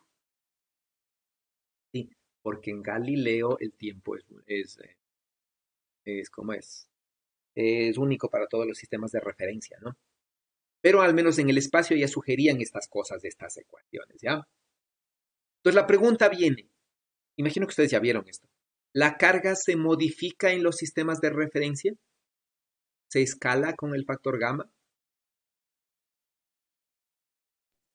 Creo que no. No se escala. Es decir, la carga es la misma por todos los sistemas de referencia. Profe, pero en relatividad había un término que era la masa propia, o sea, del sistema que llegaría a ser como el m por ese factor gamma. No se habría una simetría con eso. Ya, bueno, cuando ustedes vean, ¿no? Esto no vamos a ver ya en este semestre, en el siguiente verán, ustedes van a ver que la carga es un invariante, ¿no? La carga es un escalar, ¿ya? La masa no es equivalente a la carga porque la masa no es una cantidad física, no es la cantidad física importante, ¿no? De hecho, el parámetro importante ahí es la cantidad de movimiento, ¿sí? Donde entra la masa y la velocidad, ¿no? Entonces, en ese sentido, la masa y la carga no se comportan de manera idéntica. Sí, la masa no es un escalar, la masa varía, depende del sistema, la masa inercial, ¿no es cierto? Depende del sistema de referencia, la carga no, sí, no tienen esa analogía ya. ¿Ok? Ok. Ok, entonces, ¿no? La carga realmente es un invariante y si me fijo por esto, me sugiere que la carga se escala con gamma de la misma forma en la que la masa se escala con gamma, lo cual parecería lógico, pero en realidad es un error. ¿Ya? Y este es el potencial. Sí. De la misma forma, yo puedo resolver el potencial vectorial, exactamente igual, ¿ya? Porque tiene las mismas condiciones, excepto que esta es una ecuación vectorial. Sí, y entonces la ecuación para la componente en Z es idéntica a esta y la componente en Z va a tener la misma forma. Mientras que las componentes en X y en Y no tienen fuentes y eso simplemente me va a dar una ecuación de Laplace igual, ¿no es cierto?, a esta derivada. ¿Ya? Y, ¿no es cierto?, esa ecuación de Laplace se cumple cuando las componentes AX y AY son cero, porque no tienen fuentes en X y Y que se muevan en X y Y. Entonces, el potencial vectorial simplemente se puede sacar que va a tener una componente en Z, ¿ya? Y es esta. No necesito más componentes, porque las otras componentes no tienen fuentes que se muevan en Z. ¿Ya? Y como no hay fuentes, la solución cero igual, ¿no es cierto? Cero, ¿sí? Es la válida, ¿ya? Entonces el potencial vectorial es este, ¿sí? Y este potencial vectorial para la carga que se mueve con velocidad constante es esta, en el sistema gaussiano, ¿no? Este es el potencial vectorial, que es el potencial escalar por la velocidad sobre la carga, sobre la velocidad de la luz. ¿Sí? Entonces de ahí, ¿no es cierto? Yo ya con los potenciales, vectoriales y escalares, puedo reemplazar en las ecuaciones de los campos, ¿sí? Y entonces, ¿no es cierto? Obtengo un campo eléctrico, que es, bueno, hago el gradiente del potencial y la derivada temporal. Bueno, sumo, ¿no es cierto? Simplifico y me da esto. Ya.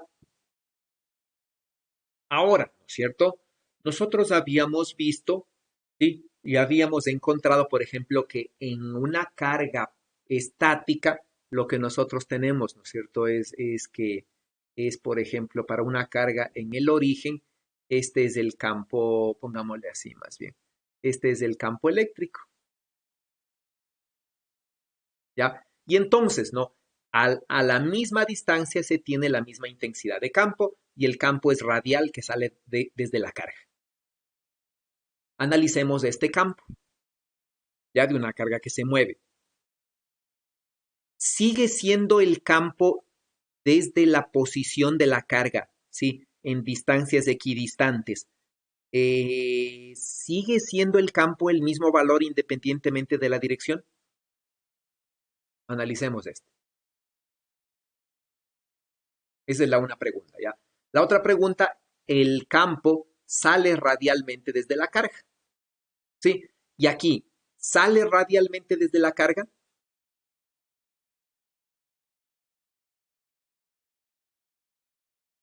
Dos preguntas.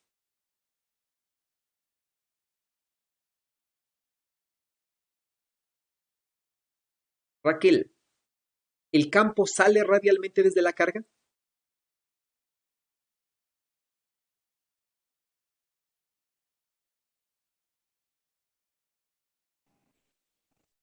Mm, creo No, que es, ya vamos a ampliar, ¿no es cierto? Esa para que le vean.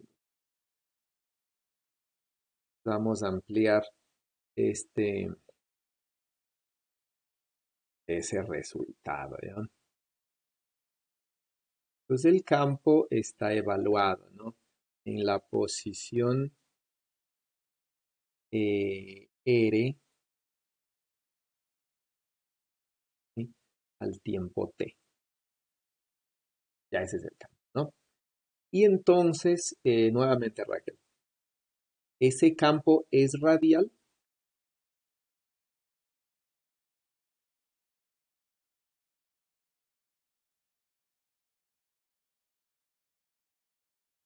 Para eso, ¿no es cierto? Vamos a ver la posición. ¿Cuál es la posición de la carga al tiempo t? ¿Cuál es la posición de la carga al tiempo t, Raquel?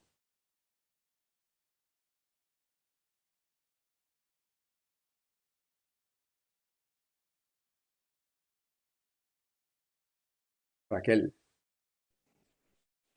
Nieves, hacer, conecte su micrófono. Necesito que esté despierta, participativa, rápida. ah, es que estoy bastante perdida con el tema, pa.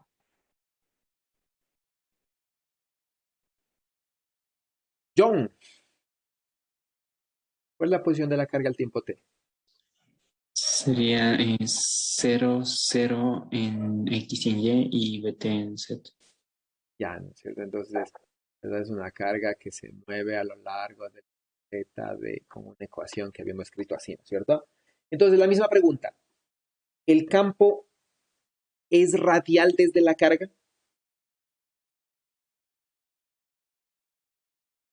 Y sí sería radial.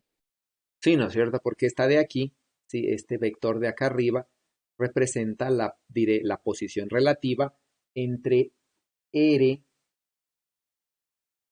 sí, entre R y R'. Ya, entonces es radial. Sí.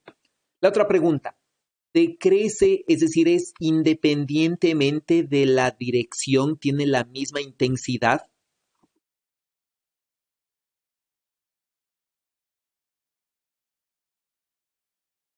Sí.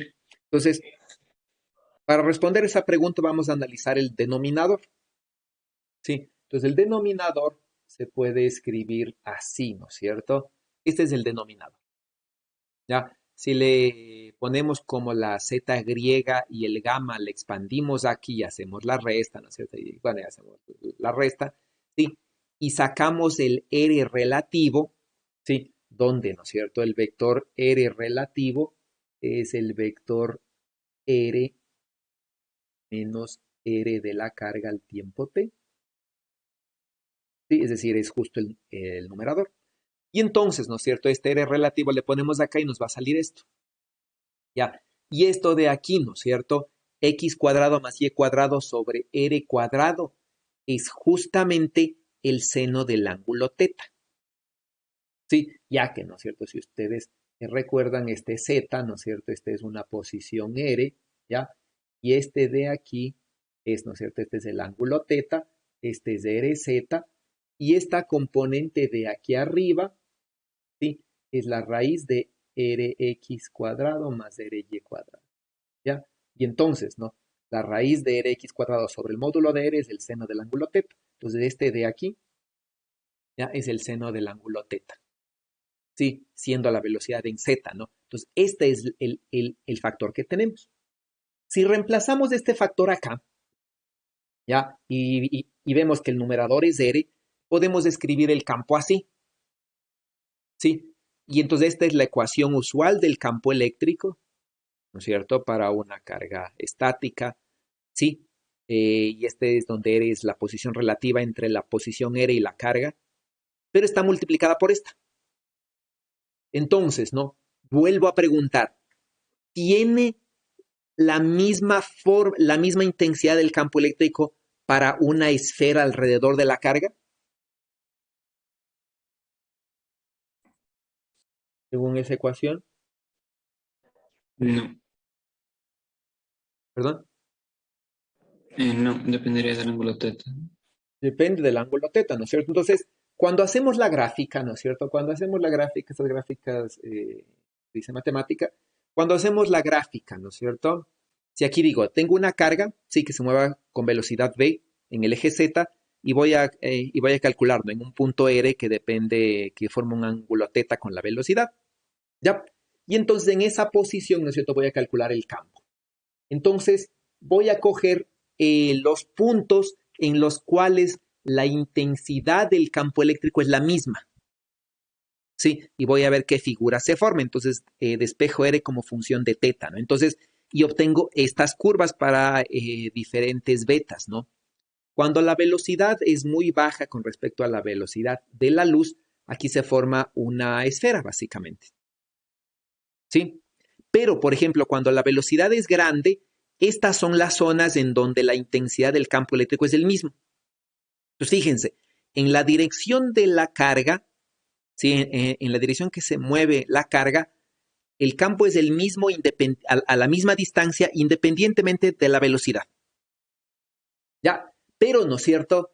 Cuando me voy hacia acá, el campo muy lejano es el mismo que el campo eléctrico muy cercano. ¿Sí? Eso quiere decir en otra gráfica, ¿no es cierto? A la misma distancia, ¿ya? A la misma distancia, el campo eléctrico va a tener esta forma. Aquí el campo eléctrico va a ser muy chiquito, ¿sí? Mientras que a la misma distancia, en la dirección ortogonal al movimiento, el campo va a ser muy grande. ¿Sí? Entonces el campo eléctrico tiene esta forma, ¿no? Muy grande en la dirección normal al movimiento y en la dirección del movimiento, ¿no es cierto? Donde el ángulo teta vale 0, el campo eléctrico es más pequeño, ¿no?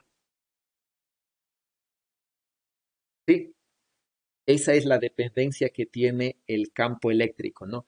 Y aquí podemos ver su forma, ¿no? Aquí está la dependencia en coordenadas polares, entonces aquí es muy chiquito y conforme me voy alejando es mucho más grande, ¿no? Y esta dependencia se puede medir, ¿ya? Y de hecho, ¿no? Para cargas muy grandes voy a tener esta forma, ¿no? De la intensidad del campo como función de la dirección ortogonal a la velocidad. Sí, eso del campo eléctrico, ¿no? Si voy al campo magnético, si el campo magnético es el rotacional de A, ¿no es cierto? Calculo este es el A, calculo su rotacional y este va a ser el campo magnético, ¿sí? Es B sobre C cruz E, ¿no? Esto en algún momento quisimos hacer, pero con campos cuasistáticos es más complicado, ¿no? Y entonces el campo magnético tiene esta forma, ¿sí? Y entonces puedo graficar, ¿no? Las diferentes líneas de campo magnético. Entonces, si digo, tengo una carga que se mueve con velocidad v hacia la derecha, el campo magnético es así. Pero igual, ¿no es cierto? No tiene el mismo valor. Mientras más ortogonal estoy a la dirección de la velocidad, más intenso es el campo magnético, porque más intenso es el campo eléctrico. ¿Sí?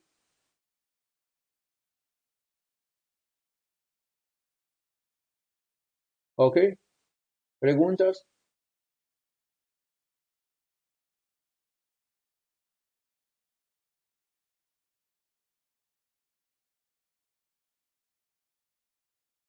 Calculemos el vector de Poynting. ¿Sí? Calculamos el vector de Poynting y este es el vector de Poynting, ¿no?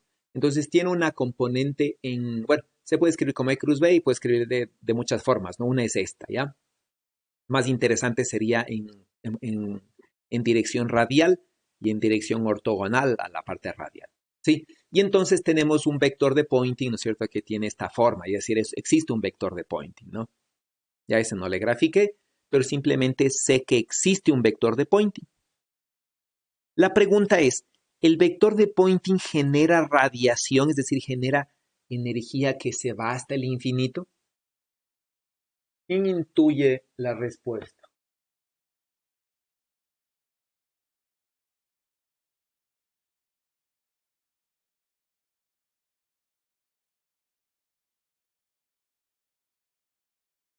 ¿Quién intuye? ¿Quién me puede comentar algo de lo que cree?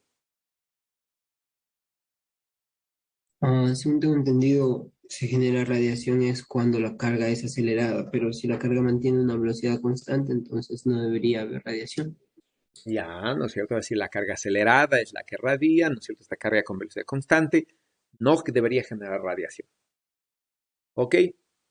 Entonces, ¿no? Sí, efectivamente es así, ¿no? Entonces, si ustedes recuerdan ya, nosotros vimos una carga puntual, ¿no es cierto? Y vimos que una carga puntual tiene un campo eléctrico todo el espacio, ¿no?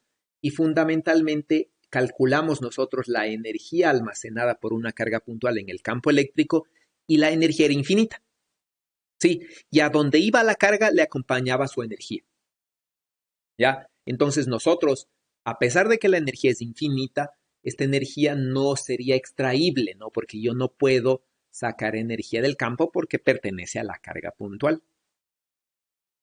Sí, entonces la energía que está aquí, por más infinita que sea, es inutilizable, ¿no? Porque pertenece a la carga, ¿ya? Entonces, esta radiación, este vector de Poynting existe, ¿no es cierto? Todo normal como siempre, pero no genera radiación que viaje hasta el infinito. Es decir, una radiación que viaje hasta el infinito, ¿cuál es? ¿No es cierto? Es que una vez que el cuerpo la emite, ya se mantiene y se conserva por sí misma independiente del cuerpo. Esta de aquí, sí, depende directamente de la carga, ¿no? A donde vaya la carga, este le acompaña. Sí, entonces no hay energía que pueda extraer, ¿no es cierto?, de esta cosa, ¿ya? Bueno, eso ahorita no se entiende, pero se entenderá cuando vean radiación o veamos radiación. Sí. Por último, ¿no? En el sistema de referencia que se mueve con la carga, este es el potencial. Y entonces, ¿no? Yo puedo decir, voy a hacer una transformación de Galileo del sistema fijo, ¿no es cierto?, en el cual la carga está quieta a un sistema en el cual la carga se está moviendo. Y entonces hago la transformación, ¿no es cierto? Y entonces obtengo estas relaciones, ¿sí? Entonces x', y', z' y t' se relacionan con x, y, z, t, ¿ya? Y entonces, ¿no? Obtengo esto, ¿sí? A través de una, no es de Lorentz, a través de una transformación de Galileo, ¿no? Y entonces, ¿qué concluyo? ¿Sí? Déjenme corregir esto. ¿Ya? Entonces, ¿yo qué concluyo? Ya puedo concluir, ¿no? Entonces que el potencial es este, ¿sí? Cuando le comparo este potencial con el potencial que salió, ¿no es cierto?, es este. Y entonces es completamente diferente, ¿ya? Y por lo tanto, ¿no? Automáticamente puedo ver que las transformaciones de Maxwell no cumplen con la relatividad de Galileo, ¿sí? Y, ¿no es cierto?,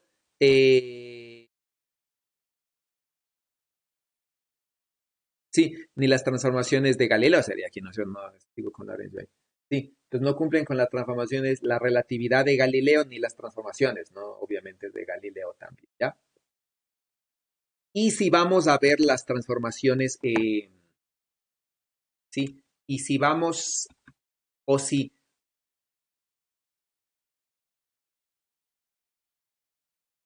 o si hacemos de aquí, ¿no es cierto?, las respectivas transformaciones de Galileo para pasarnos de aquí a acá, yo puedo ver que las ecuaciones, ¿no es cierto?, van a cumplir las ecuaciones de las transformaciones de Lorentz. ¿Ya? Eso es, ¿no es cierto?, lo que se podría decir de aquí. Sí, entonces no cumplen las transformaciones de Galileo, ¿no? Sí, sino que cumplen la relatividad especial de Einstein y las transformaciones de Lorentz, ¿no? Eso se puede demostrar, ¿ya? Profe, Sí, una pregunta, disculpe. Es que justo cuando analizamos esto, sí, técnicamente nosotros, por ejemplo, no sé, que vemos esta carga, siendo que nosotros somos un observador en movimiento, nosotros técnicamente veríamos una corriente, a pesar de que si nosotros vemos desde el laboratorio la carga esté en reposo. sí, Esto genera una corriente. sí. Ahora lo que un poquito no entiendo es que, por ejemplo, si yo cojo y me muevo y veo un alambre, entonces yo estaría viendo cargas que estarían en movimiento. Y tal vez si conecto un foco, este foco se prendería según yo que estoy en movimiento. Un LED, me refiero. Ya, bueno, lo que pasa es que si veo un alambre, igual, ¿no es cierto? El alambre tiene una carga cero, neutra, ¿no es cierto? Sin importar si está formada por, si son libres o no libres, la carga total de un cuerpo es cero, ¿ya? Y eso quiere decir, por ejemplo, que si yo veo un alambre, en cualquier sistema de referencia, el alambre tiene la misma carga, cero. Ya, entonces en ningún caso vería corriente, ¿no? Pero, por ejemplo, sería diferente decir, por decirle, ¿no? Yo tengo en un sistema unas cargas libres en un conductor, por ejemplo, ¿no? O ahí, por ejemplo, digo, ya, entonces tengo a lo largo de aquí, tengo estas cargas, ¿no? Que están allí, ya, a lo largo de una línea, ¿sí? Y entonces estas cargas de aquí están quietitas, ¿sí? Y ahora, ¿no? Entonces, por ejemplo, estas cargas de ahí están supongamos que están en un conductor, ¿ya? Supongan que aquí ustedes tienen un conductor, ¿sí? Que tiene una cierta cantidad de carga libre, ¿ya? Y entonces usted dice, ¿no es cierto? Si me muevo en un sistema de referencia, si yo me muevo, ¿no es cierto?, con velocidad constante, estas cargas generan una corriente y por lo tanto en algún sistema yo podría sacar energía y en otro sistema no, ¿verdad? Sí, ese mismo. Ya. Bueno, el problema es semejante a decir, ¿no es cierto? Digamos, yo tengo, por ejemplo, aquí ya tengo una carga, sí, unas cargas allí, ¿ya? Y entonces, ¿no es cierto? Yo pongo una brújula aquí, ¿sí? Y naturalmente esta brújula no va a reaccionar con este alambre porque este alambre no tiene corriente, ¿ya? Pero, ¿no es cierto? Si me muevo con la brújula, ¿ya? Aquí automáticamente aparece una corriente en la dirección Y, entonces aquí aparece un campo magnético, ¿no es cierto? Y este campo magnético que genera la corriente I va a interaccionar con el dipolo del imán y el imán se va a tener que alinear con el campo magnético que genera esta corriente. ¿Sí? Entonces, ¿no es cierto? Un sistema en el cual la brújula no se mueve, la brújula no se alinea y en el otro sistema sí se alinea, entonces hay algo que no cuadra, ¿no? Ya, el problema es el mismo, ¿no? Y realmente lo que se va a ver después es que el campo eléctrico y el campo magnético, es decir, esta interacción, ya, esta interacción, esta ecuación de aquí, es una ecuación que cumple las transformaciones de Lorentz. Sí, entonces, ¿no? Lo que en un sistema se establece como una interacción puramente eléctrica, en otro sistema puede ser una interacción que se puede interpretar como un campo electromagnético. Sí, entonces los dos términos se mezclan, digamos, ¿no? Eso quiere decir, el campo eléctrico en un sistema puede generar un campo magnético en otro sistema. ¿Ya? Y entonces las transformaciones de Lorentz para los campos electromagnéticos son súper complejas, porque en verdad el campo electromagnético no es un campo, sino es un campo vectorial, es un campo tensorial de segundo orden. Y entonces, ¿no? Las ecuaciones de campo electromagnético realmente yo voy a tener un tensor de campo electromagnético, ¿ya? Y este tensor de campo electromagnético va a ser un tensor en el espacio-tiempo formado por cantidades de 4 por 4. ¿Sí? Un tensor de rango 4 en el espacio-tiempo. ¿Ya? Y aquí van a aparecer las componentes del campo eléctrico, ¿no es cierto?, en X, Y y Z, y aquí van a aparecer las componentes del campo magnético, ¿sí? En la parte espacial, ¿no? Y aquí en la parte temporal. Y entonces este es un tensor. Y los tensores de campo electromagnético tienen una forma de transformarse bien compleja porque son dos cantidades, ¿sí? En cambio, un vector, ¿no es cierto? Un vector se transforma de acuerdo a las ecuaciones de Lorentz. Un tensor de segundo orden se transforma de acuerdo a las ecuaciones de Lorentz, pero una ecuación para cada una de las componentes. Eso quiere decir, si yo tengo un tensor, ¿no es cierto? Digo, voy a tener el tensor A, por ejemplo, ¿ya? Entonces, este tensor que tiene 4 componentes se transforma igual que por ejemplo, el vector cuadriposición, ¿sí? Se transforma ahí idéntico. Pero este que tiene 2 componentes se va a transformar con ecuaciones de Lorentz, una para cada componente. Y entonces esta transformación es un lío, ¿no? Porque es bien grande, digamos, expresada como ecuación. ¿Ya? Mientras que esta de aquí es idéntica a las de la posición tiempo. Y entonces, ¿no? Esta de aquí, por ejemplo, tengo el tiempo aquí y la posición acá. Ya, en las ecuaciones, ¿no es cierto?, de acá, bueno, dependiendo del el sistema, en el cuadripotencial, ya que es a donde queremos llegar, nosotros vamos a tener, ¿no es cierto?, una parte espacial que va a ser el potencial escalar y otra parte que corresponde a la posición, ¿sí?, que va a ser el potencial vectorial. Entonces, la parte que corresponde al tiempo es el potencial escalar y la parte vectorial es esta. Entonces, el cuadripotencial es exactamente igual a la cuadriposición espacio-tiempo. Ya, y entonces este es el tensor, ¿no? Bueno, aquí aparecerá una velocidad de la luz o no, dependiendo del sistema de referencia, ¿no? Sí, todo esto cambiará ya, dependiendo una constante aquí, ¿no? Más C o aparece C o no aparece C, dependiendo del sistema de referencia, pero es la idea, ¿no? Sí, y entonces estos de aquí es a la teoría que nosotros queremos llegar, que es la teoría covariante del campo electromagnético. Sí, y esta fuerza es la componente espacial de una fuerza cuadridimensional. ¿Ya? Y entonces cuando veamos todo eso de los campos, ¿no es cierto?, de las transformaciones de Lorentz, de los campos y de los potenciales cuadridimensionales, ahí se va a entender, espero que se vaya a entender mucho mejor todo esto, ¿no? Y entonces por ahora lo único que podemos decir es que los campos eléctricos y magnéticos de un sistema de referencia a otro se transforman, sí, pero al final la fuerza, que es la que medimos, es la misma y la puede explicar lo que en un sistema explico como pura fuerza eléctrica, por ejemplo, en otro sistema es una interacción entre una fuerza eléctrica y una fuerza magnética. Sí, pues más o menos alineado a su pregunta ya. Entonces la agujita de la brújula no se va a mover ni así me muevo yo. No, sí se mueve, Ah, sí se mueve. sí se mueve, Ay, qué raro, ya. sí se mueve.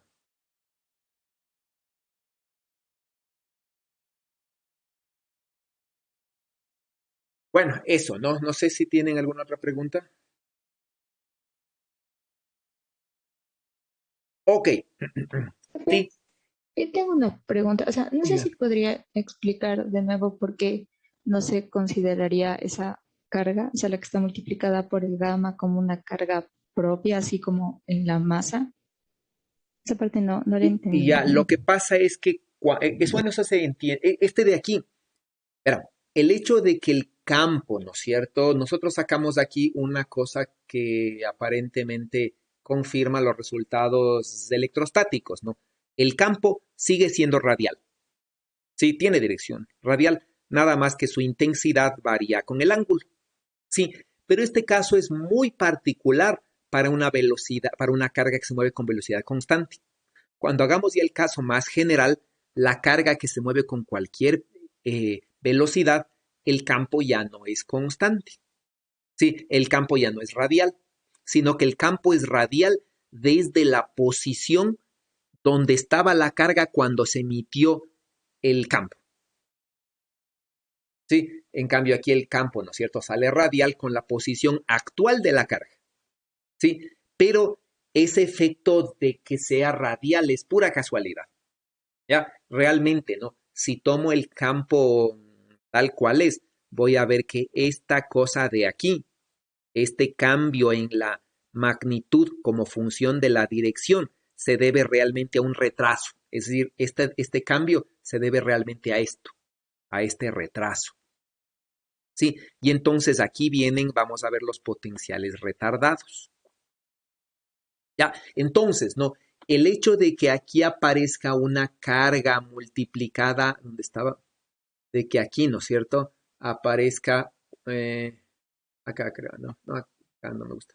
Acá, el hecho de que aquí aparezca una carga multiplicada por gamma, ¿no? Y digo, por ejemplo, aquí tengo una carga que se escala igualito que la masa en la relatividad, ¿no es cierto? Entonces, este es un resultado incorrecto y sugestivo, pero incorrecto. ¿Ya? Cuando veamos las ecuaciones de los campos electromagnéticos y veamos las leyes de conservación a partir de justo de lo que estaba escribiendo, de las relaciones covariantes de los potenciales y los campos, una de las cosas que vamos a ver es que la carga es un escalar. Sí, entonces ustedes ya habrán visto, ¿no es cierto?, que cuando ustedes hacen la contracción, por ejemplo, digo, tengo un tensor contravariante por un tensor covariante que sumo, ¿no es cierto?, en sus índices mu, esto me da un escalar, ¿sí? Y entonces este escalar, E, por ejemplo, es invariante ante cualquier transformación, ¿sí? Porque es un escalar, ¿ya? Y entonces, ¿no es cierto?, este escalar resulta que se relaciona con la carga. Entonces la carga, de acuerdo a la forma cuadridimensional, ¿no es cierto?, en la relatividad especial del campo electromagnético, la carga es un invariante. Sí, en cambio, ¿no? Cuando hago lo mismo con el momento, sí, aquí me sale una masa, una masa propia. Sí, y por c cuadrado por gamma. Y entonces aquí, ¿no es cierto?, me aparece que la masa no varía. Ya, mientras que la carga sí. Ya, entonces por ahí viene, ¿no? No, simplemente eso, ¿no? Por otro lado, eso se refleja con resultados, lo que manda son los resultados experimentales, ¿no? Y eso se evidencia en el resultado experimental, ¿ok? Sí. Entonces la Sí, carga resulta gracias. ser invariante ante una transformación de Lorentz. La masa no. Sí, pero viene de la contracción de un tensor, ¿no? Donde la contracción de un tensor le define, en el caso de P, del cuadrimomento, le define una masa y ahí se ve que no es invariante. Y en cambio, cuando contraigo un tensor del campo electromagnético específico, voy a ver, ¿no es cierto?, que aparece la carga ya como invariante. ¿Sí? Y toda la parte tensorial también la vamos a ver en este curso. El objetivo del curso es así, por eso les dije, este curso es todo el libro de Griffiths, de lo que usualmente es la mitad. Este curso es pesado, por eso es que he estado un poco corriendo, ¿no? Me tomé mucho tiempo en la electrostática porque es la fundamental, la parte matemática fundamental, donde ven que todo se está repitiendo una y otra vez, pero ahora estamos avanzando bastante, ¿no? Y el propósito es llegar hasta allá, ¿sí? Sí, profe, gracias. Sí, al menos la parte inicial, ¿no? Porque si ustedes lo van a repetir lo van a ver, digamos, bien en electrodinámica 2, ¿sí? Entonces, de hecho, el objetivo del curso creo que está, creo que hasta potenciales retardados. Sí, estamos ya aquí en potenciales electromagnéticos de invariancia Gauge, ¿no? Ya, entonces aquí tenemos que integrar estas cosas en el tiempo, se llaman las funciones de Green, vemos los potenciales retardados, ¿sí?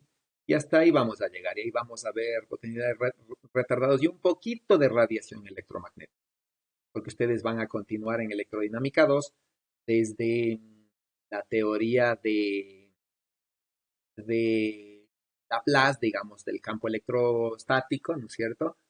Donde van a ver otra vez funciones de Green, ya un poco más en profundidad, y de ahí ustedes ya continúan con potenciales y campos en su notación covariante, y de ahí ya parten, ¿no? Pero más o menos ahorita digamos, es a lo que se está creando, ¿no? Ahorita estamos viendo todavía en el espacio-tiempo, ¿sí? Entonces, no, en este curso originalmente estaba puesto, pero se le sacó, fíjate, me acordé, porque yo había preparado los cuadridimensionales y creo que ustedes tienen en el último capítulo, ¿no es cierto? En el extra, en el apéndice extra que tienen al final de las semanas. Ahí está ya los videos de unas partes cuadridimensionales que en principio iba a dar y luego ya no, ya se decidió quitar. ¿Sí? Eso, entonces, por favor, leerán esto. Si como ven bueno, sí es poco complejo, pero entendible, creo, y lo que queremos llegar es a potenciales retardados, ¿no? Es decir, justamente ver cómo es que la información se transmite a la velocidad de la luz a través de ondas electromagnéticas que viajan en el vacío y por lo tanto la información tiene un retardo. Sí, es decir, el cambio de la posición, por ejemplo, aquí, ¿no es cierto?, de una carga, ¿ya? El cambio de la posición de una carga que se mueve en un punto lejano, la información de que se movió llegará tarde. Sí, llegará un tiempo tarde y el tiempo que se demora es el tiempo que se demora en viajar la luz desde el punto, ¿no es cierto?, hasta donde voy a calcular el campo. ¿Ya? Y entonces ahí se ve, ¿no es cierto?, la realidad de las ondas electromagnéticas y que no hay interacción a distancia y que todo, ¿no es cierto?, se mueve con velocidad de la luz y esas cosas, ¿ya? Bueno, quedamos ahí por ahora, si no hay más preguntas. Hasta luego. Nos vemos el Hasta luego, viernes. profe. Hasta luego. Solo, profe.